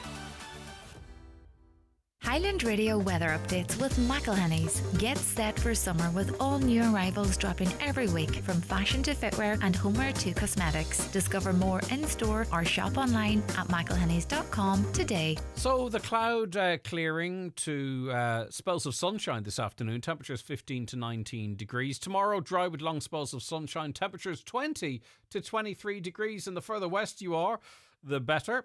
And then Wednesday, sunshine, maybe the odd shower. Thursday, long, dry day with long spells of sunshine. Friday, dry with long spells of sunshine. And high pressure is likely to become dominant through the weekend, bringing mainly dry, fine and settled conditions. Daytime highs in the teens or low 20s in mostly light breezes, and that's heading through to the weekend. So we're only at Monday, and we already know that from Wednesday on and through to next week. And in fact, and it's not going to be good news for those reliant on the public water supply in certain areas, or maybe those in the farming community or those with gardens, but weather forecasters are looking at 9 to 10 days, really, which is as far as they can look with any certainty. And high pressure seems to be somewhat more predictable, saying we might not get very much rain at all for the next 9 or 10 days. The ticket machine in Ballybofey doesn't take tap, and you have to download the council parking app. Okay, well that's that they need to put in a solution for those visiting the area with sterling coins only. Then, when is the breast check unit moving from Letterkenny to Donegal town? My mother had to spend €80 on a taxi to Letterkenny as nobody could drive her. Not good. Not a good experience. I'm not sure of the ins and outs of that. We will, of course, as always, track that information down. Hi, Greg. Was at the final on Saturday, and it appeared to me that Armagh had received a much larger allocation of tickets than Donegal, despite we being a bigger county. I'm not sure what the situation is there in terms of the exact breakdown. I do know there seem to be plenty of tickets knocking about. On Friday and Saturday. People either with season tickets that didn't go or applied for too many tickets and didn't need them. Greg, ridiculous for you to say that it's okay to goad opposition after such a tight contest on Saturday. Well, I'm sorry. It's literally just an opinion. I'm not saying it's right to goad, but, after such an intense battle, to sort of shake your fists in celebration, and I don't mean shake your fists as if you were squaring up to someone, but to celebrate the amount of effort that went into that, especially given the fact that at least the Donegal goalkeeper was on the back of goading towards the end of normal time. But this caller says it's pathetic behaviour and one you would give out to children for. Players shouldn't be good winners, or should be good winners as well as gracious in defeat. A player who celebrates in such a way in front of a losing bench deserves all he gets. Brian in Letterkenny thinks that if you celebrate too robustly, you are entitled to get a punch in the face. Okay, Brian, I mean, I see the two things as very differently, but I also see your point, and I accept your point. Rios to final aftermath. Will there be any action punishment regarding 4 Armagh players attacking the one Donegal player? Well, I hope not. Really, I really do hope not. Oh, and who am I? Maybe the Donegal player in question really does. But there was a lot of tension. It was a big game. It meant so much to Armagh. It meant so much to Donegal. It meant so much to the fans in attendance. Yes, there was an over-celebration. Yes, there was a reaction. If no one is injured or hurt, would we not be better at drawing a line under it? Let Armagh go full strength into the next stage of the competition. That would, I'm not saying the right things today, but I don't say the right thing. I say what I feel. So we'll see. What do you think? Would you like to see any further? Punishment? Rita says the achievement of Paul Doherty from Carndonagh deserves a mention. Paul ran the Inishowen 100 plus 4 miles, 104 miles in total, over 25 hours as part of Darkness into Light for Pieta. He started in Carndonagh at 6 p.m. on Friday and finished at 7 p.m. on Saturday. He took a few 10-minute comfort stops, as you would have to. He was supported by 3 friends in a camper van and others. He gathered a sizable amount for charity. His personal endurance is outstanding, remarkable. It seems almost impossible that humans are capable of running 100 miles, in fact 104 miles in 25 hours. He did it all for good cause. And the last figure I saw that he had raised was in excess of €15,000. Now, maybe it's more now, but it was around 15,720 or something. So well done, Paul. A fantastic personal achievement, because that is really quite remarkable, but also doing it for a cause that's important to you. The 9 till noon show is brought to you by Letterkenny Credit Union. Digital loans now available. Apply online or via our app today and get your loan transferred directly to your current account. Are you renovating your home or moving house? Either way, it may require a clear out. Before you fill your skip with items you no longer need, think circular and ask yourself, can the item be reused, given to family or friends, recycled, donated to charity, or even sold? So think before you skip it. Go to mywaste.ie for help and suggestions on how to do a clear out in an efficient and circular way. Brought to you by the Government of Ireland. Do you sometimes struggle to hear? It could just be earwax and it's easily treated. Hidden Hearing right now are offering free earwax removal for everyone over 60, carried out by our qualified earwax technicians. Call 1-800-370-000 or go to hiddenhearing.ie. Hidden Hearing, your hearing is our expertise. T's and C's apply. All access to Audi is all yours with the 252 Audi range. Enjoy exhilarating test drives, exciting offers, introductory incentives, and exclusive product packs for a limited time during Audi All Access in dealerships nationwide. Discover all the advantages to owning a new Audi this summer. Terms and conditions apply. Audi. Vorsprung durch Technik. Please don't break. Please don't break. Phew. Did your boiler just clank and rattle through another winter? That's got to feel good. For now, anyway. And if you switch from oil to Caller, you'll keep that good feeling going all through next winter too. Right now, homes not on the gas network get a free boiler, plus the first winter of home heating on us when they switch. Caller, the energy that connects us. Terms and conditions apply. See calorgas.ie for details.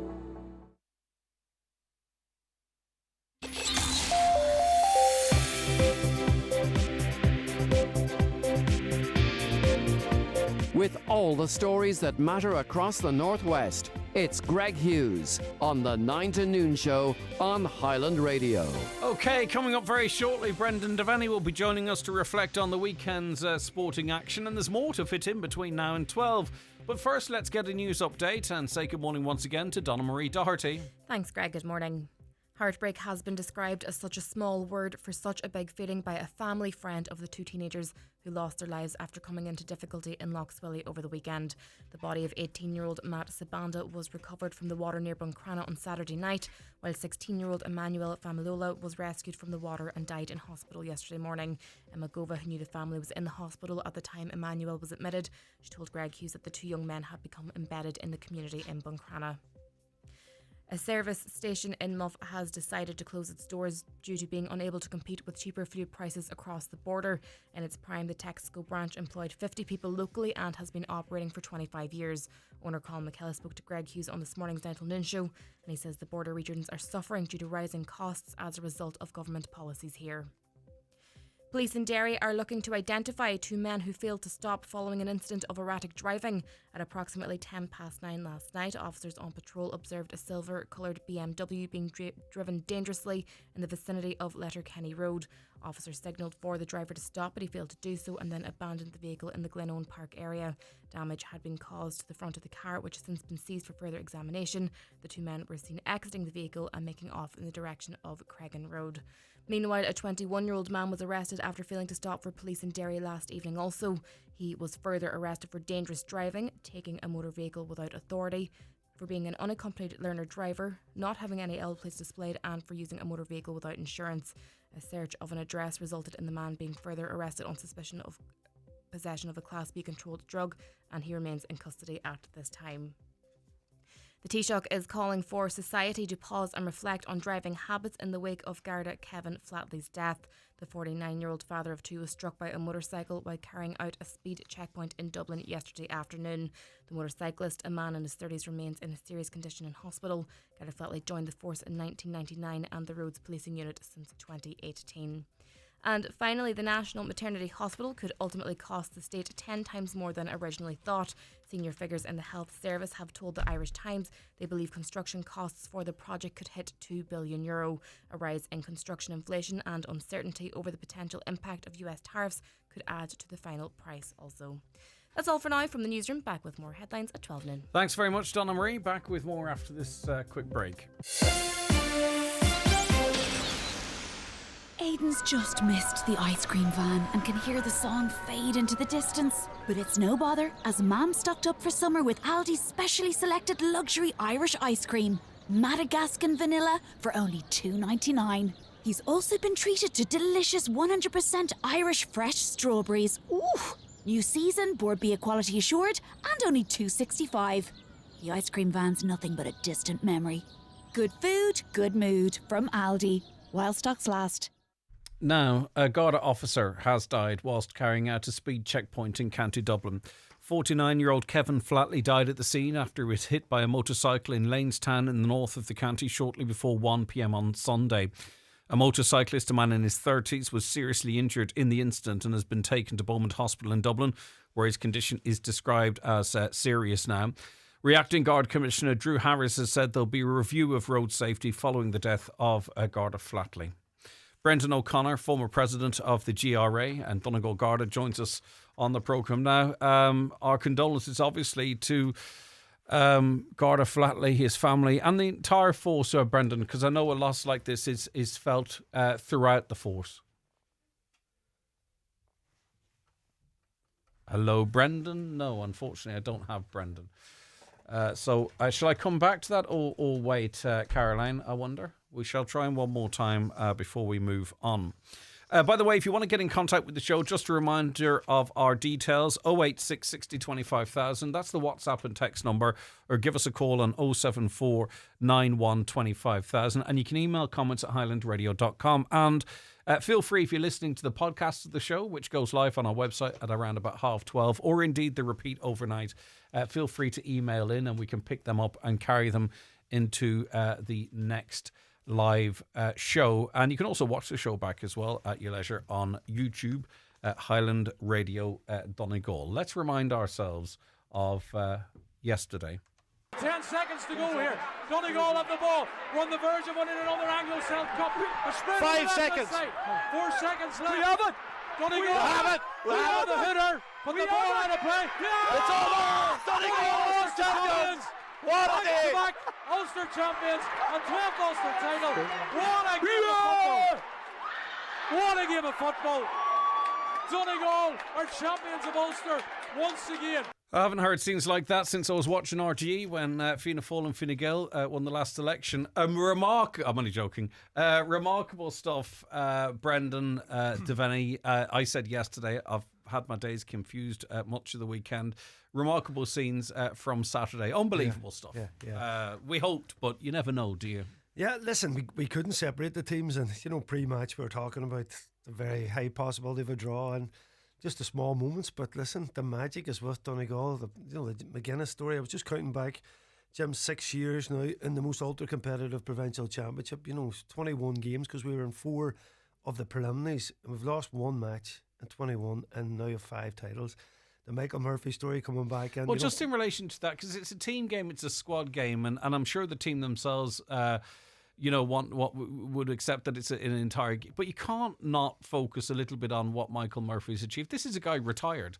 And next thing you know, he's man of the match, and he's sitting there with the cup again in the dressing room or thrown it above his head in the stands. Like, it's a remarkable story. The whole thing, it's almost a film. Like it is. It's like a script that's been written by the two guys. Finn Barodi's story, I think, is brilliant on there too. First year, and what a season he's had. I mean, it was phenomenal. Brilliant for him to get his first Ulster. But yeah, the two lads, I mean, they just epitomise everything about Donegal. And in that period of Jim and Michael, just everything almost is hand in hand. Like when Michael came back, everybody was thinking about impact potentially. When he came on in those 2 games, he just completely changed. He was saying he'd be the goalie. Well, it was a lot of nonsense. But that's what people were. That's what people thought his role could be. Some special role or an impact sub or a game changer, not like particularly because of what he did when he came on. I know he obviously was injured, but when he came on against Armagh there, I thought, well, if we have this to come on, and we were also champions in Ireland semi-finals. A lot of us were thinking he'd be kept, and then when he started the championship matches in, I was wondering, is that just a ploy to get him up, and then he will still be this serious impact guy? Because particularly I thought the game would go to extra time potentially, and where would we get the best of him? But I think what actually happened was in these games that he started in Ulster, his match fitness has been rising, because he did look tired naturally enough at the end of some of the matches.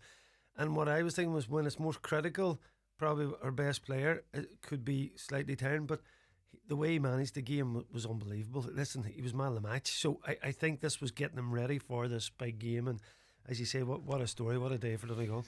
And what a game, because it ebbed and it flowed. And Donegal had 7-point advantages, then Armagh themselves, and it takes, it takes two teams to make a final like that there. And Armagh were amazing at times, and they were able to adapt, and we were adapting. And, it took some testicular fortitude to knock over a point with the Claxton about to go to force the extra time. Like, there was both teams had some amazing spells. It was just a brilliant spectacle. Yeah, and do you know what's amazing about it? The things that you're not expecting, probably. Oisín Gallen came on, not having the form, of course, that he had last year.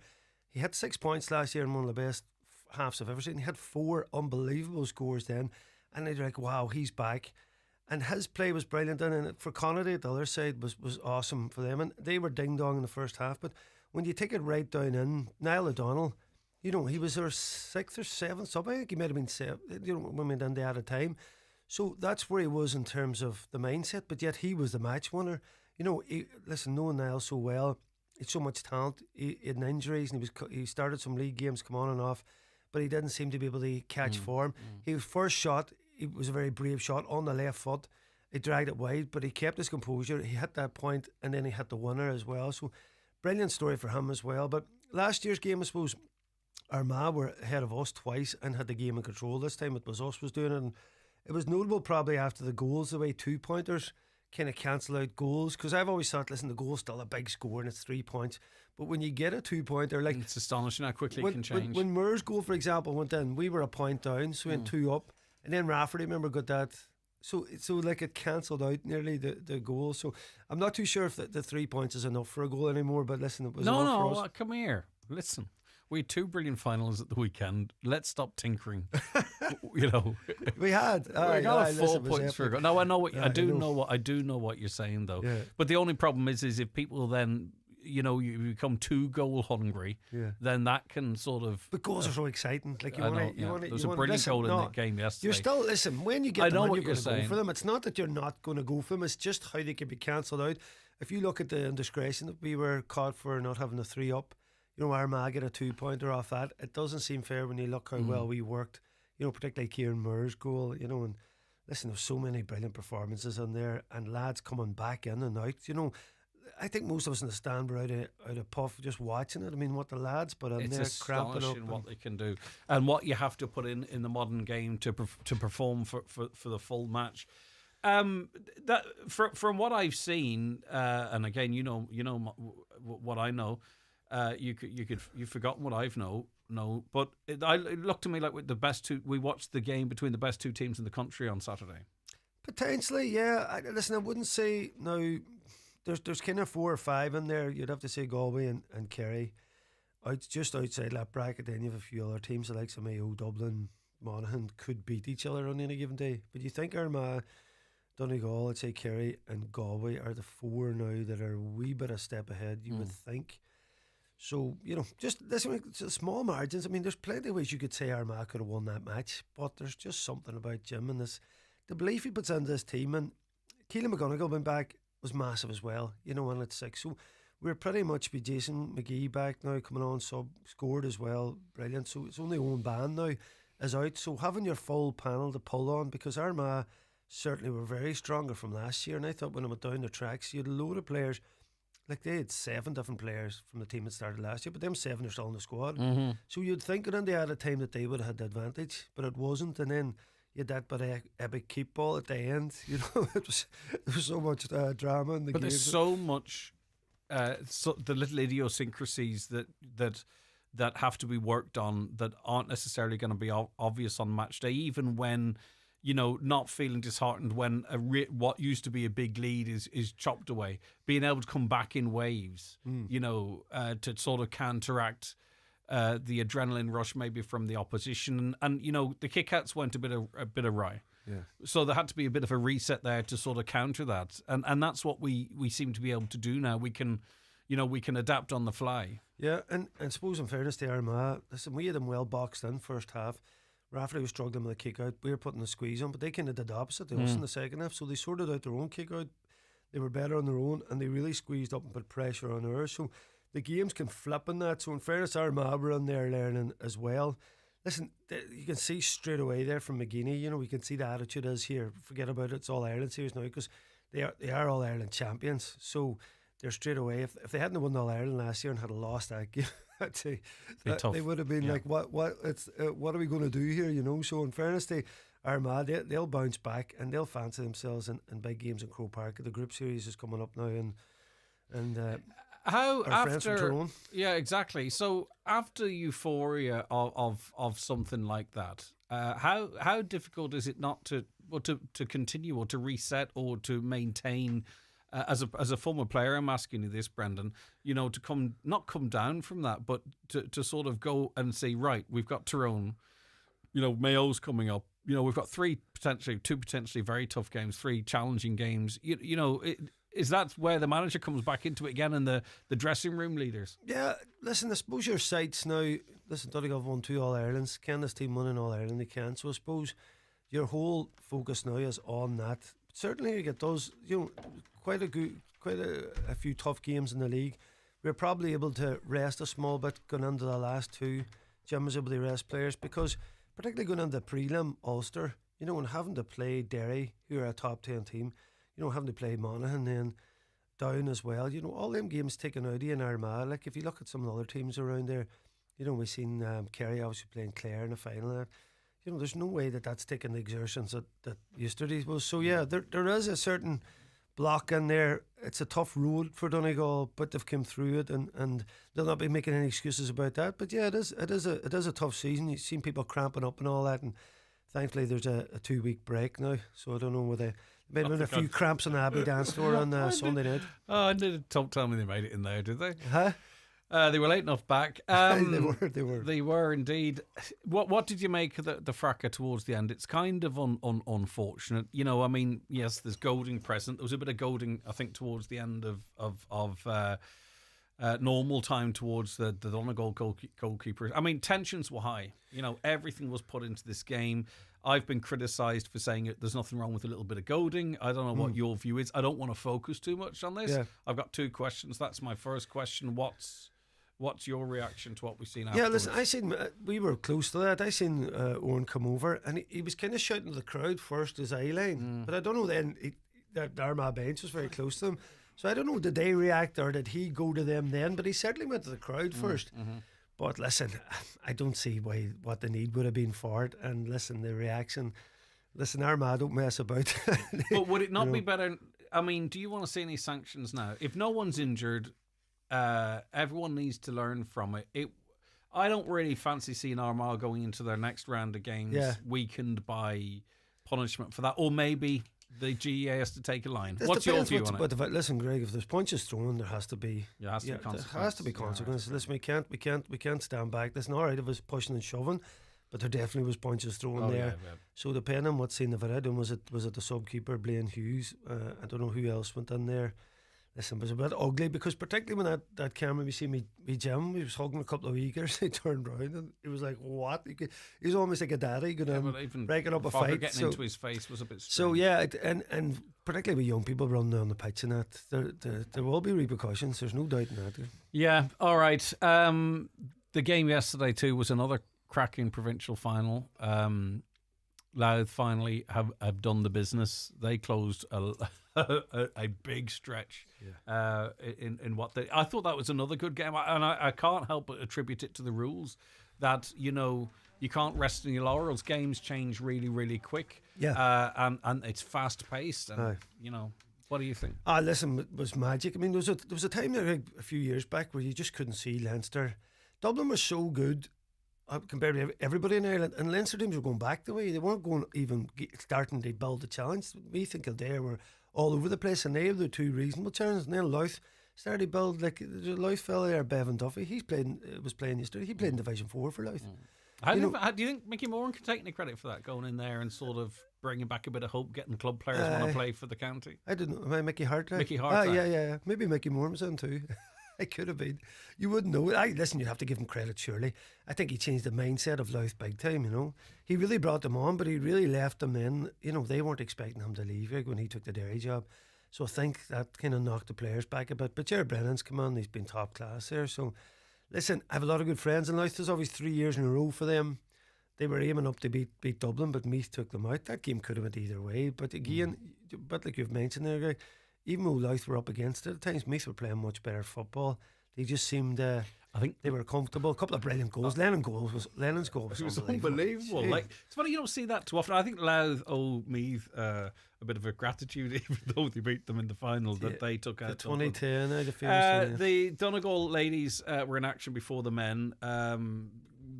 Disappointing. They'll be disappointed. There's lots of lessons to learn from that, particularly early on. You know, the game got away from them, I think. Listen, we were all fair idea, Greg. Listen, this is a learning process for them, for James Daly's side, and he knows that. I mean, Donegal are going to now with Galway and Tip in the All-Ireland series.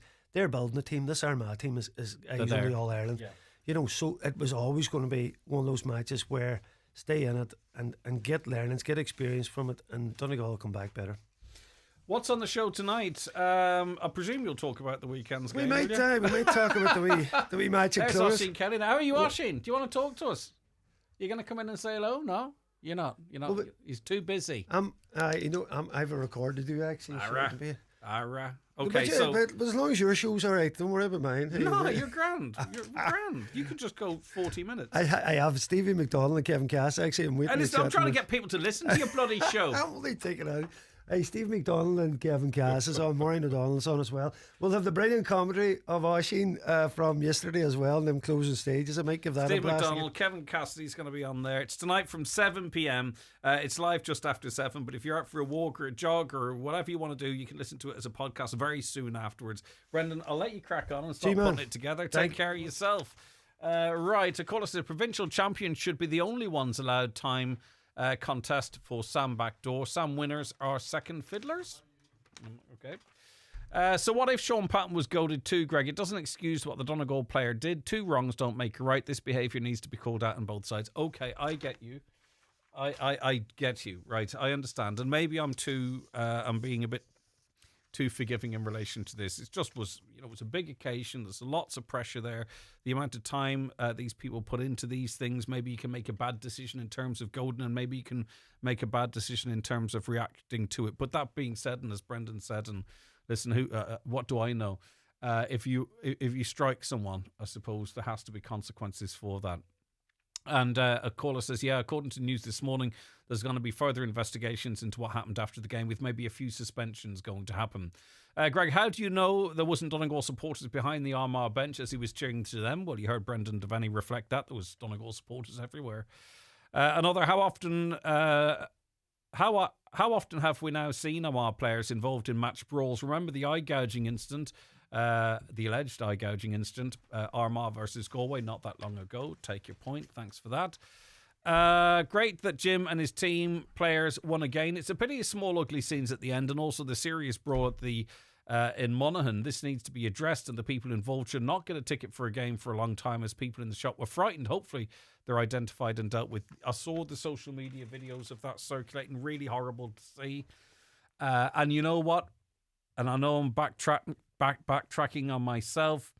Maybe these young guys and girls, but primarily young guys, maybe they see that type of activity on a pitch from their heroes. They think, right, it's okay for us to do it in a service station. So I suppose we have to be conscious of that too.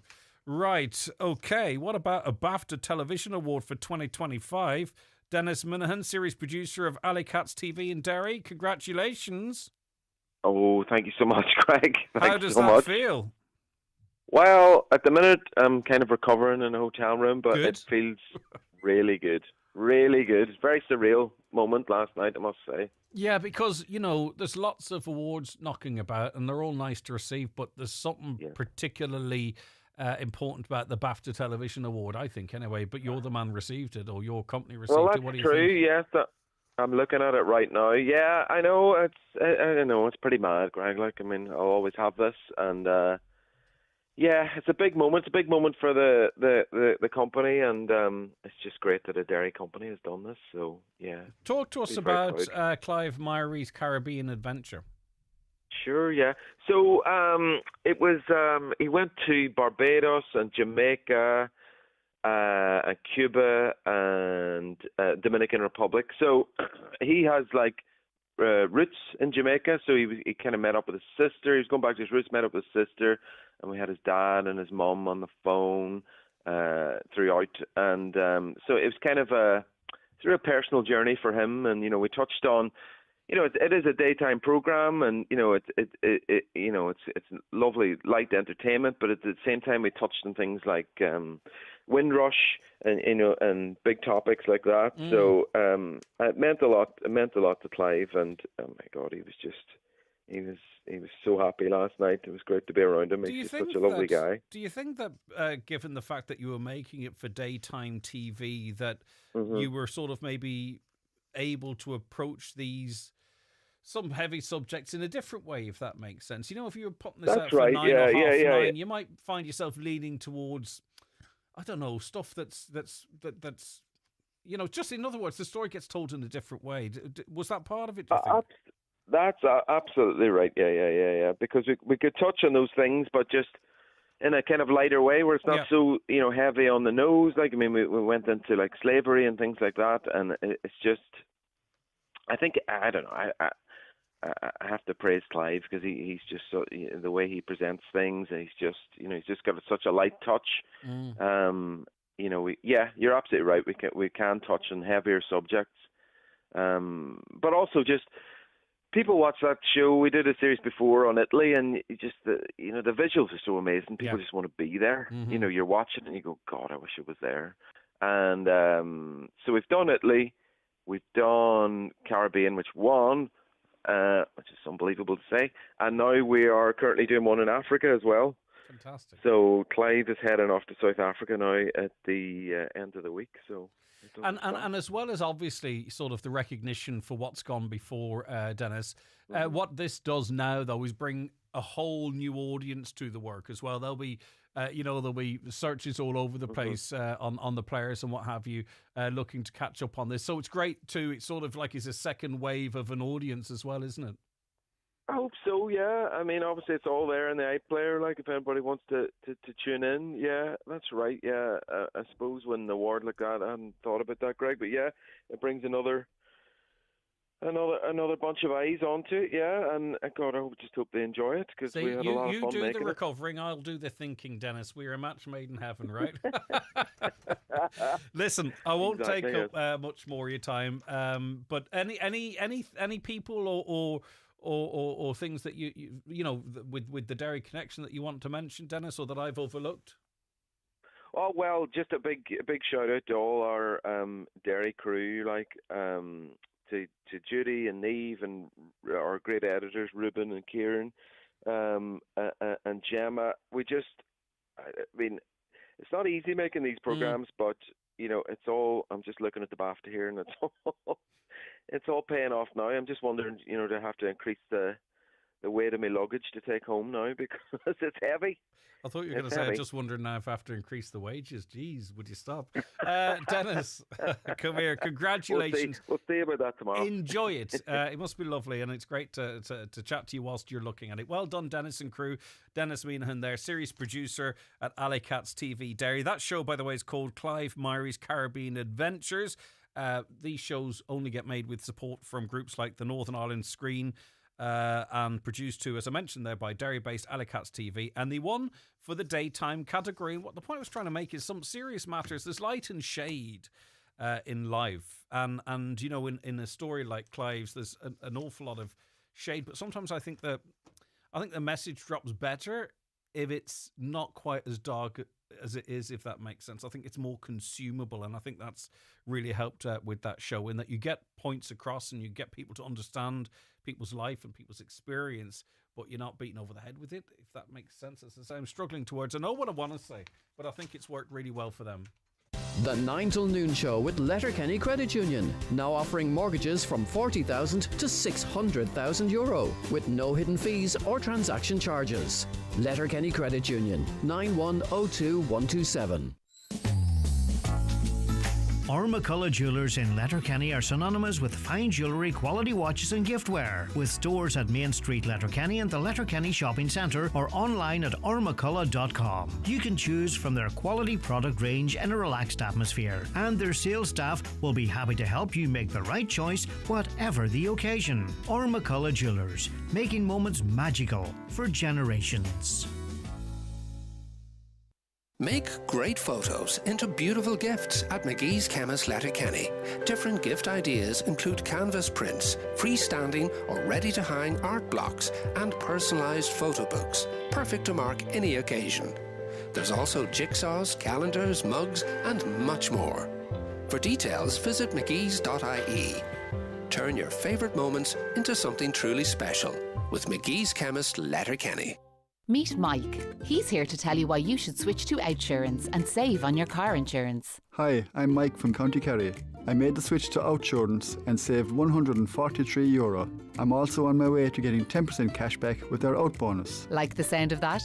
For a competitive car insurance quote like Mike's, call 1-800 600 400 or visit outsurance.ie. Real people, unreal savings. Outsurance. You always get something out. Based on a like-for-like policy comparison, the customer received a gratuity for their participation. Out bonus calculated less taxes and levies. Acceptance criteria, terms and conditions apply. Car and home insurance is underwritten by Outsurance DAC. Outsurance DAC, trading as Outsurance, is regulated by the Central Bank of Ireland. Massive savings at Doherty Super Value Carndonagh. Aller Butcher's Counter. Fresh Irish pork loin, better than half price. Irish chicken fillet portions, 550 gram, only €5. 7-Up, Club Orange and Pepsi, 3 for €4. Real rewards, real value at Doherty Super Value Carndonagh. Highland Radio Time Checks brought to you by EirGrid, the operator and developer of Ireland's electricity grid. EirGrid, powering up communities, powering up Ireland. The time is... Okay, the time now is 11:30. You're very welcome back to the 9 till noon show. Right, I believe I can connect now to Brendan O'Connor, former president of the GRA. Can you hear me okay, Brendan? I can, Greg, yes. Thanks very much for your time. And I was introducing you a little earlier on in the show, and I was stating that, you know, this is obviously a very personal loss of Kevin for his family and friends, but it's felt right across the force. I've no doubt about that. Yes, Greg, as you know, the Guards is very much a bit of a tight-knit family, and there's a very close bond there, and because of what we do. And I suppose yesterday afternoon, when the waves of information started spreading, as it does so fast nowadays, and people are just thinking, oh no, it's happened again, you know. And unfortunately, Kevin is now the 90th member of the force who went to work and didn't come home, and it's a terrible tragedy for his family and all belonging to him. But it's definitely felt across the organisation, and it's felt by very, very, very much so by colleagues. But great support from the community and great outpourings of grief there, and great expressions of solidarity from everybody too. So at times like this, it is of good support to the Gardaí and to families, and to know that, you know, most people do hold us in high regard and do have an appreciation of the sacrifices that unfortunately some members end up making. And, you know, there's not a family in Donegal that hasn't been touched by a tragedy in the road probably, and, you know, it just shows Guards, while we're out there dealing with that on a professional basis, on a daily basis, we can succumb to become victims ourselves, and we're very much affected by it, just like everyone else. Yeah, and it, you know, can be easy to forget if you're not in the force that really, you know, given the nature of the job, you never know what's going to happen, whether it's a call to a domestic situation or public order offence out in the streets, or if you're working in road traffic, there's an inherent danger every time you put on the uniform and head out on shift. Yes, there is an element of danger, and as I say, and you know, sometimes just people don't come home from work, and I suppose the thing is that probably when people have loved ones in the Guards or in other police services, you do think it, I mean, unfortunately coming to cause violence and that, but the real danger is there that really every time you step out on the road, you know, you're taking your life in your hands, because we know that just, you know, what can happen on roads and what can go wrong. And, you know, we 2 young Guards that were killed in Donegal in recent years. You know, they died in results of incidents involving motor vehicles. So that is the real danger for Gardaí and across the world for police services. But it's just something that we have to be very cognizant of and mindful of, and try and negate those risks. And, you know, it hammers home the message again we're always saying to people: be safe out there. And unfortunately, here we have one of our own has been involved in this incident, and we've lost someone on a road traffic incident. So it's just a very sombering, sober moment for everybody to just take a step back and think about what we do and what can happen and what families have to go through. And I believe another officer on traffic duty received a broken leg and ended up in hospital, and a third also injured as well. So, that's a reminder, not only the terrible loss of life, but the risk of injury as well. Garda Commissioner Drew Harris has said there'll be a review of road safety following the death of Garda Flatley. I suppose any review of safety is always to be welcomed. Is this something that you'd be calling for, Brendan? Well, I think, look, today isn't the day for calling for anyone making grand statements. But look, at the end of the day, we've lost a colleague, we've lost a father, and so any examination of the facts to see, can any lesson be learned going forward, and can anything be done better in the future, But I say we'll have to just give the investigation time to run its course and see what actually happened. But certainly any review and any contemplation and any examination that, I suppose it's something that kind of sticks an eye's guard sometimes, that, if this was happening on the building site, maybe there'd be a much more scrutiny placed on the employer and the systems in place. But again, that's a conversation for another day. But certainly. Okay. Listen, Brendan, thanks very much for your time. Unfortunately, we're speaking in these in this context, but I do appreciate your time. That's Garda Brendan O'Connor there, former president of the GRA, and just once again to extend our condolences to the family of Garda Flatley, his wife, his two young children, and the force in general. Watch the show live now on YouTube, Facebook and at highlandradio.com. The 9 till noon show is brought to you by Letterkenny Credit Union, with monster loans available up to €60,000 for all occasions. Visit letterkennycu.ie. Ireland's move to a cleaner energy future is happening right beneath your feet. With a gas network that's carrying more renewable gas, that will help your business become more sustainable in a way that works for you. Gas Networks Ireland, moving Ireland's energy. The Balmoral Show is back and bigger than ever. Come and join farmers, foodies and families for 4 fun-filled days at the Icon Exhibition Centre, Lisburn, from the 14th to the 17th of May. With the return of the JCB Dancing Diggers, buzzing children's area and delicious local food and drink, the big show has something for everyone. Don't miss the agri-food event of the year. Join the fun at the Balmoral Show, sponsored by Ulster Bank, from the 14th to the 17th of May. Book your tickets online now at balmoralshow.co.uk. See you at the show. The days are getting longer, the sun is making an appearance, and that means barbecue season is just around the corner. At Maple stores across the county, we've got you covered with quality charcoal, fresh meats, and all your sunny day essentials. Pick up something refreshing to toast in the sunshine, treat the kids or yourself to some delicious whipped ice cream, and don't forget your favourite Maple coffee. Follow your local Maple store on Facebook for weekly offers, and remember, we also sell fuel too. Maple stores, fresh, convenient, local. Be a winner and view the trophy collection at Brian McCormick Sports. Full colour awards, glass and crystal, perpetual cups and shields, sports awards, metal cups and medals. Whatever the occasion, click bmcsports.ie. Budget medals for sports days with personalised inserts to promote your club and school. Full engraving service available at Brian McCormick Sports, Main Street, Letterkenny. Donegal County Council invite you to participate in a public information event for the N15 Ballybuffet and Stranraer Improved Pedestrian Crossing Scheme. The project seeks to improve existing pedestrian crossings at strategic locations on the N15 to provide a safe crossing for pedestrians. The information event will take place on Wednesday 14th of May from 2 p.m. until 7 p.m. at the Base Enterprise Centre in Stranraer, County Donegal. See consult.donegal for more details. A caller says Armagh players goading is not new. Just ask any player who played against them. Are you a player that played against them? Tell me more. Hi, Greg. Ask Brendan, is this a new format this year in GEA? Donegal now in a group of 4, so Donegal need to win the group to qualify. Thanks, Greg. No. And they're changing the rules for 2026. We're still using last year's rules, I believe. So 16 teams are into the next stage of the All-Ireland Championship round robin. Obviously, the 4 provincial champions, that's us, we're in. The 4 beaten provincial finalists, so that's Armagh they're in, for an example. Down are in there because they won the Taltine Cup, I believe. And then there's 7 additional teams based on their National Football League ranking. They're in there as well. And the top 3 in each group advance to the knockout stages. The first place team to the All-Ireland quarterfinals, the second and third place teams to preliminary quarterfinals. So if Donegal top that group, they're into the quarters, then the semis, and then hopefully the final. But it's change. I think they're getting rid of the groups next year. Is part of the plan to just sort of go into sort of quarterfinal like stages after the provincial stuff is all done and dusted. I think the rules seem pretty clear at this point.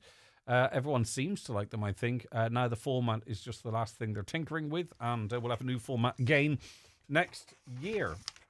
Right. It is the 9 till noon show. 086 60 25,000 is the WhatsApp and text number. 086 60 25,000.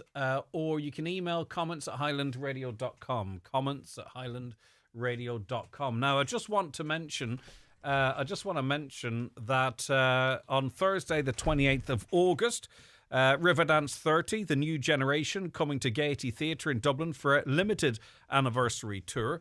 We are taking a trip there, including overnight accommodation, bed and breakfast at the 4-star Grand Canal Hotel in the heart of Dublin, luxury coach travel, tickets to the show, and free time for you in Dublin as well. There is limited availability, so don't miss out. Book your place now by phoning 07491 25000, or as you're more familiar with, 07491 25,000, or on highlandradio.com. We'll give you more information.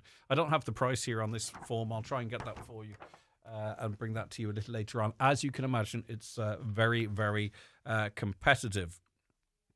Right, now, on this morning's Monday Focus, we talk to Richie Carruthers, who is head of the Local Government and Local Services Division and head of the Municipal Division with the Forza Union. The Forza Union are hosting 2 divisional conferences in the Mount Errigal Hotel, Letterkenny, this week, Wednesday the 14th of May to Friday the 16th of May. Richie, good morning to you. Good morning, Greg. Long time no speak. Indeed, it's good to have you back on the show. Thanks for joining us. Right, so talk to me a little bit more about Forza and who they represent there, because a lot of that, a lot of people might not know what local services division and local government and municipal this, that and on means. So who are your members? So Greg, if I could maybe just add our sincere condolences to the families of the young men who sadly passed away in Buncrana over the weekend. I mean, as parents, it's just horrific, but also we support local government workers and health workers right across Donegal, as you know, and some of our own people were at the coalface of the horrific incident. So our love, support and solidarity to those people. So thanks for just the opportunity just to say that to those families from our Forza family. And it's a big family of 30,000, isn't it? Well, actually, Forza is nearly 90,000 members across the country.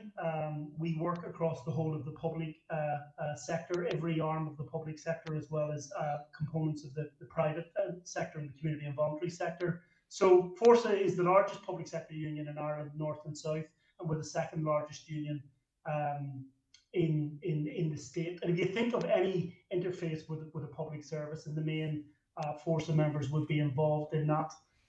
Right from Garda Síochána, the civil service, the health sector, the local government sector, to SNAs and education, right across the whole gambit. So what's coming up this week in Letterkenny?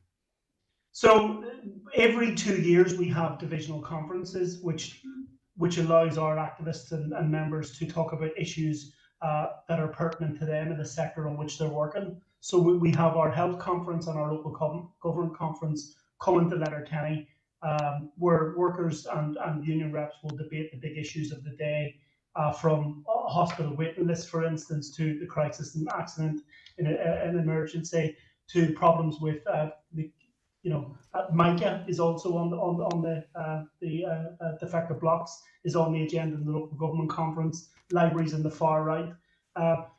It's really important for us to take the conferences out of the kind of the usual places that get them without having to do much work for them, those big urban centres, And it's really important that we bring the conferences to places that don't normally see trade union activity in terms of a union conference. And Letterkenny, this has been 2 years in the making, where we have upwards of 500 delegates, guests, and visitors for 3 days across Letterkenny. So restaurants, bars, hotels will be full of delegates in the evening time, and it's a big investment into Letterkenny and beyond.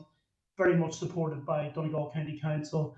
And I have to give a big shout out, if you don't mind, to our friends in the Mount Errigal Hotel in terms of the mechanics, because they've worked tremendously with ourselves to bring such a massive conference. And for the first time ever, we'll be running both of those conferences from the same location in the Mount Errigal Hotel. So it's a massive Herculean effort, and people will be travelling from the four corners of the country in order to be with us. So what is the process then, Richie? Because, you've already identified many of the problems, and there are many more, and we kind of know about them. So rather than it feeling like a talking shop, which I'm sure it's not, what is the mechanism where this feeds into, I don't know, force making formal representations, even if action is required? Is this like the beginning of a process like that, for an example, or is this much further down that path? So, I mean, really it's about taking stock. It allows us to make decisions about how far we've come or not come the last 2 years. It also allows us to elect our national executives to those national committees and set the policy position for the next coming days. One of the big things for us in local government is the housing crisis, for instance, and Dr. Lorcan Sir will be from TUD will be addressing the conference on his thoughts. He's the leading foremost academic in the housing sphere, so that's really important. The conference will be opened as part of the opening ceremony by the Chief Executive of Donegal County Council and the Cahirlock, Niamh Kennedy. We'll also hear from the Derry and Strabane Mayor, Lillian Sinar Barr.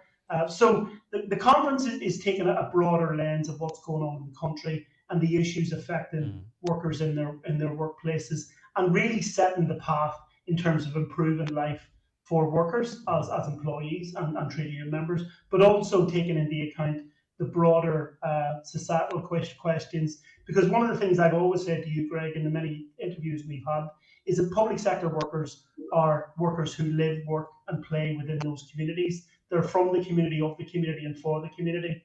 And I think that allows us just to debate those big issues of the day. So it's more than the talking shop, obviously. That's not what you were saying. It just allows us to analyse where we've come from and where we're going. Exactly. And I was asking why people walk out not feeling it was like that. Of course it won't be like that. But I mean, obviously, when one of the panel discussions is library and the far right, and of course the Mayor of Derry City and Strabane will be talking on social integration, all very important issues, don't get me wrong. But these are sort of broader societal issues as well. We are at a fork in the road, you could argue. I suppose it's relevant for the reasons that you've outlined, because you are representing, a big chunk of the population, not just the workers in the various fields that you represent. Because I'm sure if there's a change in attitudes, it seems, in this country, but many of your members working in the health service perhaps are feeling the consequences of this on the wards or in the ED, for an example, if there is sort of heightened tensions, for an example. Yeah, no, I think it's more to do with the fact that, the housing crisis, for instance, I think I've actually spoken to you about the housing crisis in the past. We have a prevailing housing crisis, which is multi-generational for decades in this country. I'm personally of the view, for what it's worth, is that the migration issue hasn't made the housing crisis worse. I think we have systemic failures of lack of government investment.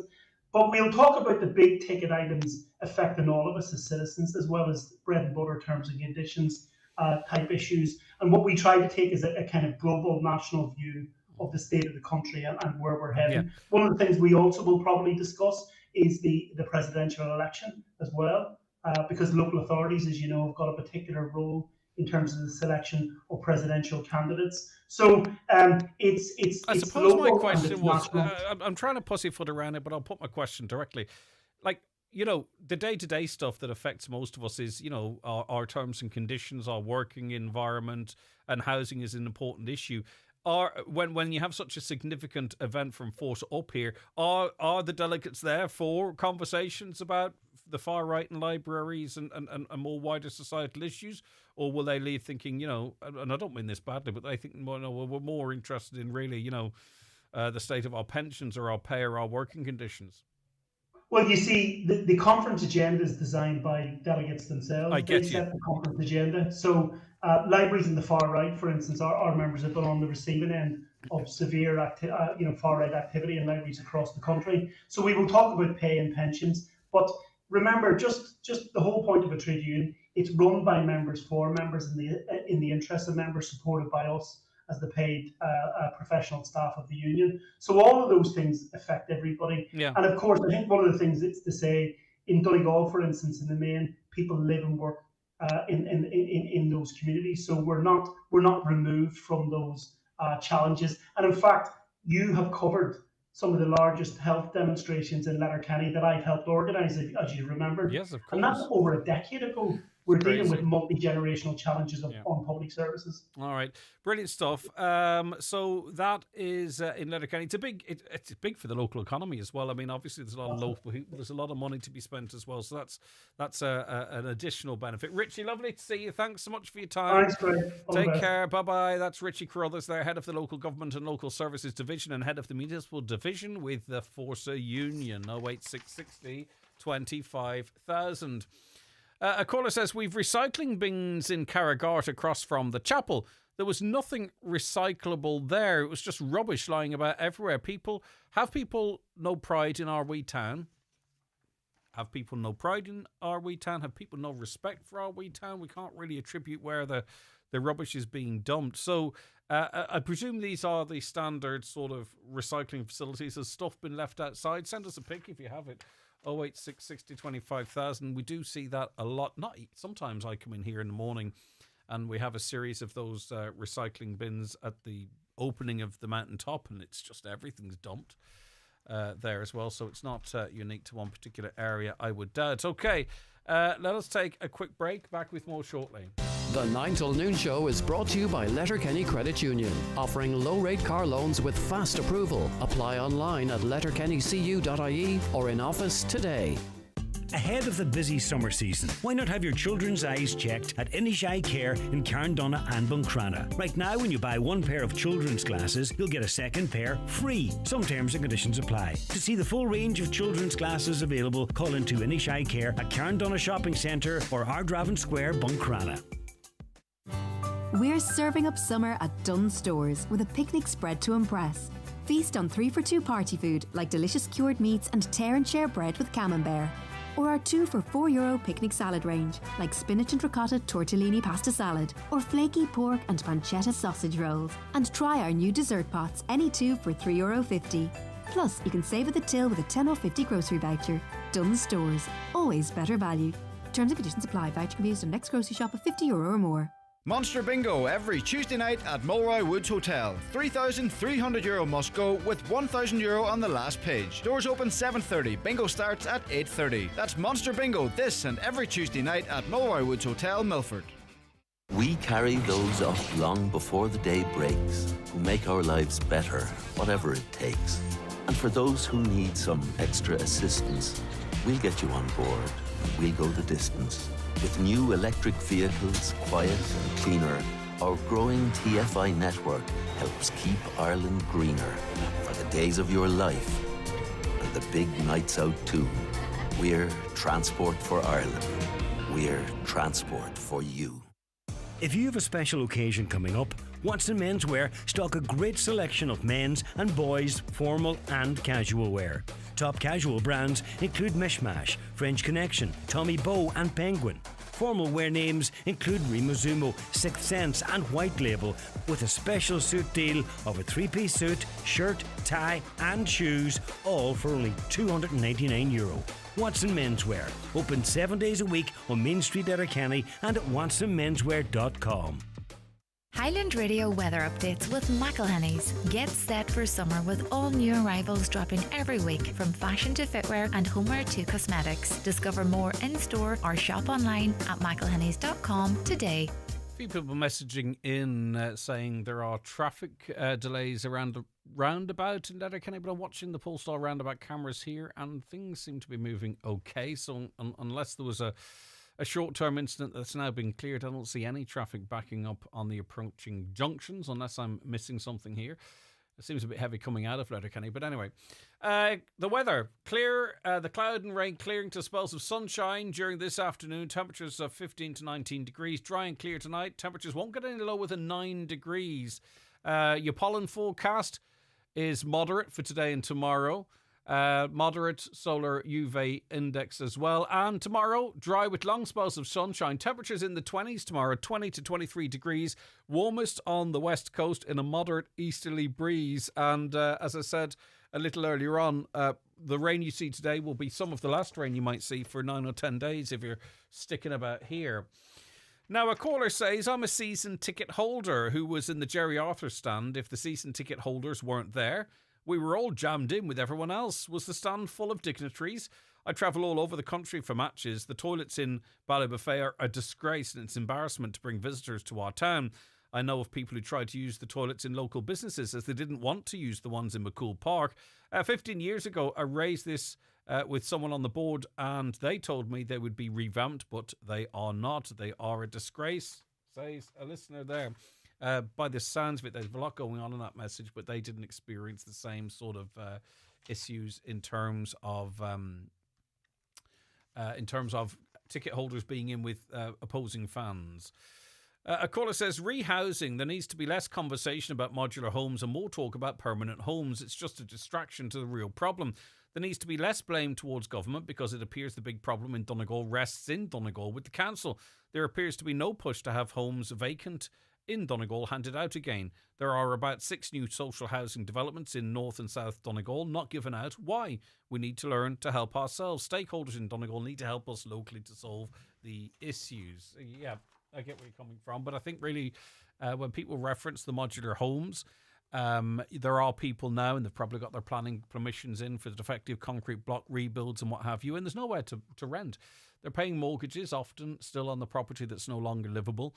They're going through a 9-month, 1-year building process, and they can't get anywhere to rent. And the proposal is that there could be areas of modular housing that could be used for a time by families. They move into their new property, and then they'd still be there for others. And it wasn't me that called for that; it was those involved in the campaign. But also, we have seen modular homes used to alleviate pressure on housing in other parts of the country as well. So it doesn't have to be one or. I think just maybe with special circumstances in Donegal, many feel it would be nice if it was considered here. I mentioned Riverdance for you, by the way, because I think it's great value and well worth mentioning the price. It's on Thursday, the 28th of August, so it's some time away, but like that, it's going to be the end of July, and this will just be around the corner. The new generation, Riverdance 30, are coming to the Gaiety in Dublin. It's a limited anniversary tour. We've booked a block of tickets, and we have the tickets, including overnight accommodation on a bed and breakfast basis. This at the Canal Hotel. It's a 4-star Grand Canal Hotel. Luxury coach travel, tickets to the show, free time in Dublin. So you just get in a coach you brought there. That's it. Couldn't be any easier. And it's $249 per person sharing. So if you want to secure your place now, €100 gets you your position now, so you can then pay in for the rest whenever it suits you. Might be a nice present for someone who's celebrating a birthday around about that time or an anniversary or something. It's going to be a very, very special night. It's a big show. It's a big, big show. Give us a call if you want more info, 07491 25000, or check out the website, highlandradio.com. I've just got quite a long communication here, and I'm not sure if I'll get to it before the end of the show. I don't think I will, to be honest with you. A caller says, read difficulty in getting an appointment with a GP. What's the point of going to the doctor knowing you won't be seen for 3 weeks when you can go straight to the Letterkenny ED and be attended to within only 2 days? Average wait time 8 hours. The government are having a laugh. It's not the government that produced those figures, but I do understand what you're saying. And look, I'm not sure if you have your tongue in your cheek or not, but the reality is some people see it as a quicker way to get more timely health care. It's not the way it should be, though. It's for your acute patients only, but I understand where you're coming from. Right, that's where we have to leave it on the show today. Hopefully a little later on I'm going to get a chance to chat to the new housing minister. He's up in Donegal visiting a affected DCB home, but also meeting with local authority members. That's a closed meeting, so we can't actually report on that, but we'll have reaction to it. So that'll all be tomorrow morning from 9.